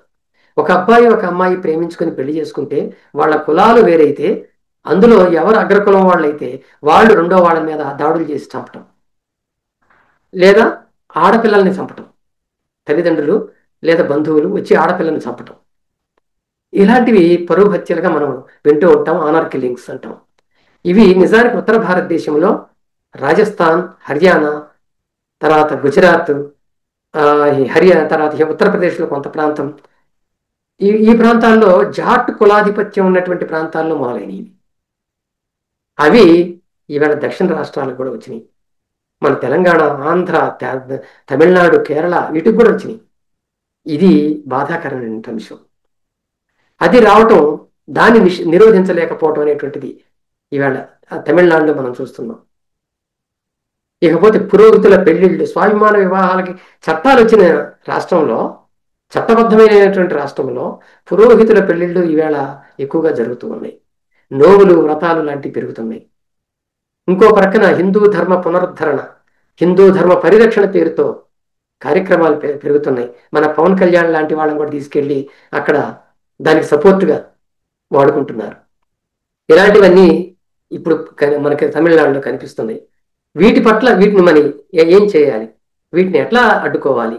ద్రావిడ పార్టీలు లేదా ద్రావిడ కళగం కానీ, ద్రావిడ మున్నేట్ర కళగం కానీ ఇవాళ అధికారంలో ఉన్నటువంటి డిఎంకే చేయగలం వీటికి సంబంధించి అనేది అందరికీ వస్తున్న సందేహం. పెరియార్ భావజాలం పెరియార్తోనే పోయినట్లేనా? ఆయన ఆశించిన ఆయన కన్న కళలు సాకారం కావా అనేటువంటి దాన్ని ఇప్పుడు అందరూ ఆలోచిస్తున్నారు. దానికి సంబంధించి ఇప్పుడు ఈ డీకేకి డిఎంకేకి మధ్య ఉన్న బంధాన్ని గురించి కూడా ప్రస్తుతం ఎలా ఉందనేది కూడా మనం చూద్దాం. కరుణానిధి తర్వాత అన్నాడీఎంకే పరిపాలించిన తర్వాత మనకి కరుణానిధి చనిపోయిన తర్వాత మళ్ళీ అతని కుమారుడు స్టాలిన్ ముఖ్యమంత్రి అయ్యాడు, చేస్తున్నాడు. ఈయన మొదటి నుంచి కూడా మంత్రివర్గం ప్రమాణం దగ్గర నుంచి ఈయన మంత్రివర్గంలో ఉన్నటువంటి మంత్రులందరూ కూడా దేవుడి మీద ప్రమాణం చేయకుండా మనస్సాక్షి మీద ప్రమాణం చేశారు. అక్కడి నుంచే మొదలైంది పెరియార్ ఆలోచనల్ని ఇంప్లిమెంట్ చేయటం అనేటువంటి. పెరియార్ నాకు గురువు, పెరియార్ ఆలోచన విధానం తమిళనాడుకి ఎప్పుడు స్ఫూర్తిగా ఉంటుంది అని అనేక సందర్భాల్లో ఆయన ప్రకటించాడు. తాజాగా మన సెప్టెంబర్లో ఇంగ్లాండ్లో ఉన్నటువంటి ఆక్స్ఫర్డ్ యూనివర్సిటీలో స్వాభిమాన ఉద్యమం 100 ఏళ్ల పండుగ జరుగుతూ ఉంటే దానికి అతిథిగా వెళ్ళినటువంటి స్టాలిన్ అక్కడ కూడా ఉపన్యాసాల్లో ఇదే చెప్పాడు. చిన్నప్పటి నుంచి నాకు పెరియార్ ఆలోచన విధానం నన్ను చైతన్యం పరిచింది. ఆయన మా ఇంటికి వచ్చాడు, మా ఇంటికి వచ్చి నేను భోజనం వడ్డించాను. ఆ రోజులు నాకు ఇప్పటికీ జ్ఞాపకం ఉన్నాయి. మా ఇంట్లో పెళ్లిళ్ళు చేశాడు, నాది పెరియార్ గవర్నమెంట్ అని చెప్పి ఆయన ప్రకటించాడు. అంటే డిఎంకే నిజంగా ఈ మాటల వరకే పరిమితమైందా, చేతల్లో కూడా ఉందా అన్నప్పుడు ఆయన తీసుకుంటున్న నిర్ణయాలు, అనుసరిస్తున్న విధానాలు అందుకు సానుకూలంగా మనకు కనిపిస్తున్నాయి. చాలా మార్పులు తీసుకొస్తున్నాడు. మరి కరుణానిధి టైంలోనే సమత్వపురాలు అనే వాటిని ఏర్పాటు చేశాడు ఆయన. పెరియార్ సమత్వపుర అనే పేరు పెట్టాడు గ్రామాలకి. అంటే ఒక మోడల్ విలేజెస్ని ఆయన రాజు క్రియేట్ చేశాడు. అందులో ఒక 100 ఇళ్ళు ఉంటాయి. ఆ 100 ఇళ్లలో 40 ఇళ్ళు దళితులకి కేటాయించాడు, ఒక 25 ఇళ్ళు బ్యాక్వర్డ్ క్యాస్ట్లకు కేటాయించాడు, ఇంకొక 25 ఇళ్ళు మోస్ట్ బ్యాక్వర్డ్ క్లాస్లకు కేటాయించాడు. తర్వాత ఒక 10% మాత్రమే ఇతర కులాలకు ఇచ్చాడు. ఈ విధంగా ప్రతి సమత్వపురంలోనూ ఈ ప్యాటర్న్ అనేది ఉంటుంది. ఇట్లాంటివి 238 గ్రామాలు ఇవాళ తమిళనాడులో ఉన్నాయి. అప్పటి నుంచి అవి కొనసాగుతూ ఉన్నాయి. అంటే దీని ఉద్దేశం ఏంటంటే కులాలు మర్చిపోయి జనం అందరూ కూడా అందరూ సమానమే అనే దృష్టితో జీవించాలి, అక్కడ వాళ్ళందరి మధ్య ఐకమత్యం అనేటువంటిది రావాలి అనేది దీని యొక్క లక్ష్యం. ఇవన్నీ కూడా అక్కడ నడుస్తున్నాయి. వాటన్నిటికీ కూడా ఆ రోజుల్లో ఆయన ప్రాథమిక సౌకర్యాలు అన్నీ కల్పించాడు. నెల క్రితమే హిందూ లాంటి పత్రికలు కొన్ని ఆడ పోయి సర్వే చేసినప్పుడు మౌలిక సౌకర్యాల కల్పన అనేది తగ్గింది అనేది బయటకు వచ్చింది. అంటే నీటిపారుదల, మురుగునీటి పారుదల లేకపోవటం, సరిగ్గా లేకపోవటం, రోడ్లు సరిగ్గా లేకపోవటం, బస్సుల సౌకర్యాలు లేకపోవటం, ఇలాంటివి. వాటన్నిటినీ స్టాలిన్ ఈవేళ మొత్తం తీసుకొని వాటన్నిటినీ కల్పించే పనిలో ఉన్నాడు. రెండోది మహిళలకి కరుణానిధి 33% రిజర్వేషన్స్ ఇచ్చాడు, విద్యారంగంలో కానీ ఉద్యోగాల్లో కానీ అలాగే చట్టసభల్లో కానీ ఇచ్చాడు. దాన్ని ఇప్పుడు 50% చేయడానికి స్టాలిన్ ప్రయత్నాలు చేస్తున్నాడు. తర్వాత కులరహిత పెళ్లిళ్ళు, అంటే సెల్ఫ్ రెస్పెక్ట్ మ్యారేజెస్కి ఎప్పుడు కూడా పెరియార్ దగ్గర నుంచి దానికి ప్రోత్సాహం వస్తూనే ఉంది, కరుణానిధి కూడా ప్రోత్సాహం ఇస్తూనే ఉన్నాడు. కానీ స్టాలిన్ వచ్చిన తర్వాత ఏం చేశారంటే ఎవరైతే తమ కులాలను వదిలేసి సెల్ఫ్ రెస్పెక్ట్ మ్యారేజెస్ చేసుకుంటారో వాళ్ళకి ఉద్యోగాలు ఇస్తాము అని ప్రకటించాడు. ఇది ఒక గొప్ప నిర్ణయం. సో అది కులం లేకుండా జీవించడం అనే దాన్ని ప్రోత్సహించడానికి ఆయన చేస్తున్న ఒక ప్రయోగం ఇది. అలాగే కులం లేకుండా సర్టిఫికెట్స్ ఇవ్వటం అనేటువంటిది మన ఇండియాలో మొట్టమొదటి స్టార్ట్ చేశాడు ఆయన. మీ అందరికీ తెలుసు, స్నేహ పార్థిపన్ అనే ఆవిడ మొట్టమొదటిసారి అధికారికంగా మాకు కులం లేదు అంటే కులం లేని వ్యక్తి అనే సర్టిఫికెట్ ఆమె పొందింది అధికారికంగా. ఇప్పుడు స్టాలిన్ దాని మీద ఒక జీవో తీసుకొచ్చాడు. ఎవరైతే కులం లేదని కోరుకుంటారో వాళ్ళందరికీ సర్టిఫికెట్లు ఇవ్వచ్చు అని చెప్పి ఒక జీవో తీసుకొచ్చాడు. తమిళనాడులో అది అమలవుతుంది. ఇంకొక విషయం ఏంటంటే దేవాలయాలు తమిళనాడులో చాలా ఎక్కువ. ఆ దేవాలయాల్లో ఎంత ఆదాయం వస్తుంది, ఎంత ఖర్చు అవుతుంది అనేది ఎప్పుడో సంవత్సరానికి ఒకసారి వాళ్ళు చెబితే కానీ మనకు తెలియదు. అట్లాగే ఏ దేవాలయానికి ఎన్ని ఆస్తులు ఉన్నాయి అనేది కూడా మనకు తెలియదు. స్టాలిన్ వచ్చిన తర్వాత ఏం చేశాడంటే మొత్తం ట్రాన్స్పరెన్సీ ఉండాలి అని చెప్పి ప్రతిదానికి ఒక వెబ్సైట్ ఓపెన్ చేసి ఆ వెబ్సైట్లో ఏ దేవాలయానికి ఎన్ని ఆస్తులు ఉన్నాయి, ప్రతిరోజు దానికి ఎంత ఆదాయం వస్తుంది, ఎంత ఖర్చు అవుతుంది అనేవి దానిలో ఎప్పటికప్పుడు అప్లోడ్ చేసే విధంగా ఏర్పాట్లు చేశాడు. అంటే ఒక పారదర్శకత ఉండాలి అనేటువంటిది. ఇలా చాలా సంస్కరణలు, పాలనా సంస్కరణలు అనేటువంటివి ఆయన తీసుకురావడం చూస్తాం. ఇంకోటి, కరుణానిధి టైంలో అన్ని కులాల వాళ్ళు అర్చకులు కావచ్చు అనేటువంటి చట్టం ఆయన తీసుకొస్తే దాన్ని సుప్రీంకోర్టు కొట్టేసింది. దాన్ని మళ్ళీ స్టాలిన్ ఏం చేశారంటే ఆ చట్టాన్ని కొంచెం మార్పులు చేర్పులు చేసి దాన్ని తీసుకొచ్చి దానికోసం అర్చక పాఠశాలలను ఏర్పాటు చేసి నాన్ బ్రాహ్మిన్స్ కూడా అర్చకత్వ శిక్షణలు ఇప్పించి ఇవాళ పోస్టులు ఇచ్చేసాడు. దేవాలయాల్లో వాళ్ళకి పోస్టులు ఇచ్చాడు. త్వరలో మహిళా అర్చకులు కూడా వస్తారు అనే ప్రకటన కూడా చేశాడు. ఆడవాళ్ళు కూడా అర్చకత్వంలోకి వస్తారు అనే ప్రకటన కూడా చేశాడు. సో ఇదంతా కూడా సమాజాన్ని ఒక రకంగా ముందుకు తీసుకెళ్ళడానికి ఇవన్నీ కూడా ఆయన చేస్తున్నటువంటి పనులు అనమాట. అట్లాంటివి ఉన్నాయి. ఇవన్నీ కూడా డీకేకి డిఎంకేకి ఉన్న సంబంధాలు తెలియజేస్తాయి. ఈ రెండు ఇప్పుడు డీకే నాయకుడిగా ఉన్న కానీ డిఎంకే నాయకుడిగా ఉన్న స్టాలిన్ కానీ వీళ్ళిద్దరూ పరస్పర సహకారంతో చేస్తున్నారు. స్టాలిన్ ఎక్కడికి వెళ్ళినా నా గురువు వీరమణి అని చెప్పి చెప్తూ వస్తున్నాడు. కనుక ఆ సంబంధాలు అయితే ఇప్పటివరకు బాగానే ఉన్నాయి. కానీ ఈ మధ్య కాలంలో ఒక ప్రమాదం దేశమంతటా వస్తున్నట్లుగానే తమిళనాడులో కూడా వచ్చింది. హిందుత్వ ప్రమాదం. ఆ హిందుత్వ ప్రోత్సాహక కార్యక్రమాలు పెరగటం అనేటువంటిది తమిళనాడులో జరుగుతుంది. వాటిని ఎదుర్కోవటానికి ఈయన మళ్ళీ దానికి కౌంటర్గా కార్యక్రమాలు చేస్తున్నాడు. నాన్ బ్రాహ్మిన్ పార్టీగా ఉన్నటువంటి డిఎంకేలో ఈ మధ్య ఒక ఇద్దరు బ్రాహ్మణులకి అవకాశం ఇచ్చాడు, పదవుల్లోకి తీసుకున్నాడు. అయితే ఇదేమిటి ఆశ్చర్యపడే విధంగా ఆ చర్య జరిగింది. ఇది కేవలం హిందుత్వ శక్తులకి ఒక సమాధానం ఇవ్వటానికి అన్నట్టుగా ఆ పని చేశాడు. ఈ మధ్య మనకి ఒక కొత్త పార్టీ కూడా, టీవీకే పార్టీ కూడా వచ్చింది. అది సినిమా యాక్టర్ విజయ్ నేతృత్వంలో. దాన్ని వాడుకోవాలని వాళ్ళ హిందుత్వ శక్తులు ప్రయత్నాలు చేస్తున్నాయి. ఆయన ఒకటే ప్రకటిస్తున్నాడు, డిఎంకే నాకు ప్రత్యర్థి, హిందుత్వ సైద్ధాంతిక ప్రత్యర్థి అంటున్నాడు. అది ఆ మాట అంటున్నప్పటికీ కూడా ఇతను క్రమంగా దానికి దగ్గరికి వెళతాడు, హిందుత్వ దగ్గరికి వెళతాడు అనేటువంటి సూచనలు ఈ మధ్య కనిపిస్తున్నాయి. ఈ స్టాలిన్ ఈ ఫోర్సులన్నింటినీ ఎదుర్కొంటూ కూడా పెరియార్ ఆలోచన విధానానికి కట్టుబడి ఉండటం అనేది మనం ఈవేళ చూస్తాం. ఇప్పుడు స్వాభిమాన ఉద్యమాన్ని గురించి మనం ఎలా భావించాలి అంటే, స్వాభిమాన ఉద్యమం ఉద్దేశం మనిషిని మనిషిగా నిర్మించటం.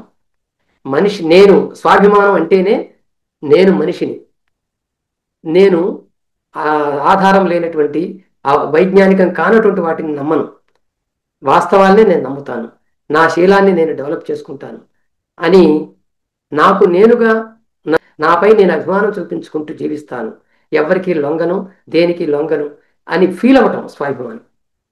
ఆ స్వాభిమానం అనేటువంటిది చాలా విలువైనటువంటిది.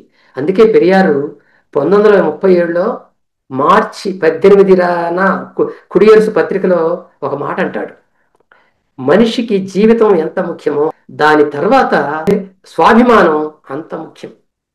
మనిషి స్వాభిమానం లేకపోతే అతడు బతికున్నా కానీ చచ్చినట్టే లెక్క అంటాడు. ఆయన అంత విలువిచ్చాడు స్వాభిమానానికి, అన్నట్టుగానే జీవించాడు. ఆయన యొక్క జీవన విధానము అందరికీ ప్రేరణ కలిగించింది. ఎలా ప్రేరణ కలిగించింది? ఆయన స్వయంగా చెప్పిన సందర్భాలు చాలా ఉన్నాయి. ఈ ఉద్యమాల్లో ఆయన అరెస్ట్ చేసినప్పుడు కోర్టులు ఆయనకి జరిమానా విధించేవి. జరిమానా కడితే నీ మీద కేసు ఉండదని చెప్పేవి. 2000 రూపాయలు, 3000 రూపాయలు అట్లా జరిమానా వేస్తే ఆయన నేను కట్టను అనేవాడు. ఎందుకు? జరిమానా కట్టానంటే అర్థం నేను తప్పు చేశానని. నేను ఆ తప్పు చెయ్యను, జరిమానా కట్టను, ఎన్ని సంవత్సరాలు మీరు జైల్లో పెట్టుకుంటారో పెట్టుకోండి అని జైలుకి వెళ్ళేవాడు తప్ప జరిమానా కట్టేవాడు కాదు. ఇది స్వాభిమానం. ఇంకోటి, తన సంస్థకి ఏనాడు ఎవరిని కూడా చందాగా ఒక్క రూపాయి కూడా ఆయన అర్థించలేదు. అందరూ కూడా అన్ని కార్యక్రమాలని అందరూ కలిసి చేపట్టి చేశారు.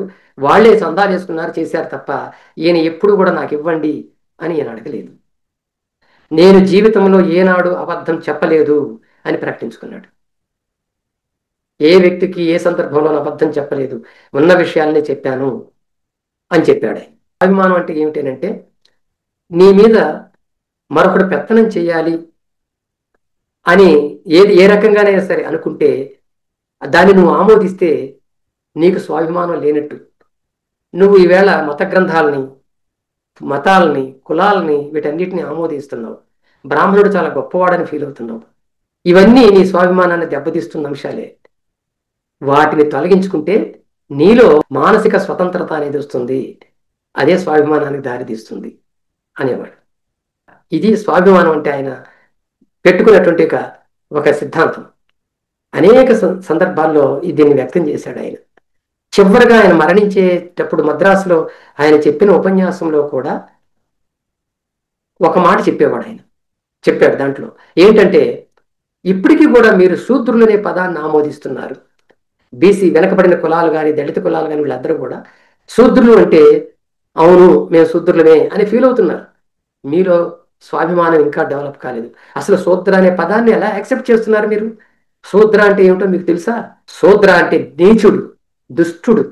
ఇది బ్రాహ్మణులు పెట్టినటువంటి పేరు. ఇది దీన్ని ఎందుకు మీరు ఆమోదిస్తారు ఇంకా అని ఆయన ఆనాడు క్వశ్చన్ చేశాడు. 20 సార్లు జైలుకి వెళ్ళాడు ఆయన. 20 సార్లు వెళ్ళినప్పుడల్లా ఆ జైల్లో కూడా స్వాభిమానంతో జీవించాడు. స్వాభిమానం ఎప్పుడైతే ఉండదో అప్పుడు నువ్వు మనిషి ఇంకొకటికి బానిస అవుతావు, ఇంకొక దానికి బానిస అవుతాడు. తాగుడుకు బానిస అయ్యావంటే అర్థం ఏంటి? తాగుడు నీ మీద పెత్తనం చేస్తున్న అర్థం. కాబట్టి నీకు స్వాభిమానం ఆ విషయంలో లేదని అర్థం. అలాగే ఇంకో దురాచారాలకి, మూఢనమ్మకాలకి నువ్వు భలే లొంగిపోతున్నావంటే అవి నిన్ను డామినేట్ చేస్తున్నాయని అర్థం. వాటికి నువ్వు లొంగకూడదు అని చెప్పి ఆయన ఆ రోజుల్లో చెప్పడం జరిగింది. ఇవన్నీ కూడా ఈవేళ ఈ వైజ్ఞానిక యుగంలో మనకి ప్రేరణనిచ్చే అంశాలు. స్వాభిమానం మనకు ఉండాలి. స్వాభిమానం అనేది ఒక మూలధనంలాగా, మానసిక బలంలాగా మనకు ఉండాలి అని చెప్పేటువంటి అంశాలు. ఇదిగో ఇవి మనం నిజమని నమ్మితే పెరియార్ మనలో ఉంటాడు. పెరియార్ స్వాభిమాన ఉద్యమం మనలో ఉంటుంది. మన జీవితం ఇప్పటికన్నా బెటర్గా, ఎంతకన్నా అందంగా మార్చుకోవటానికి మనకు అవకాశం ఉంటుంది. ఇది పెరియార్ మనకి ఇచ్చినటువంటి ఒక గొప్ప మూలధనం.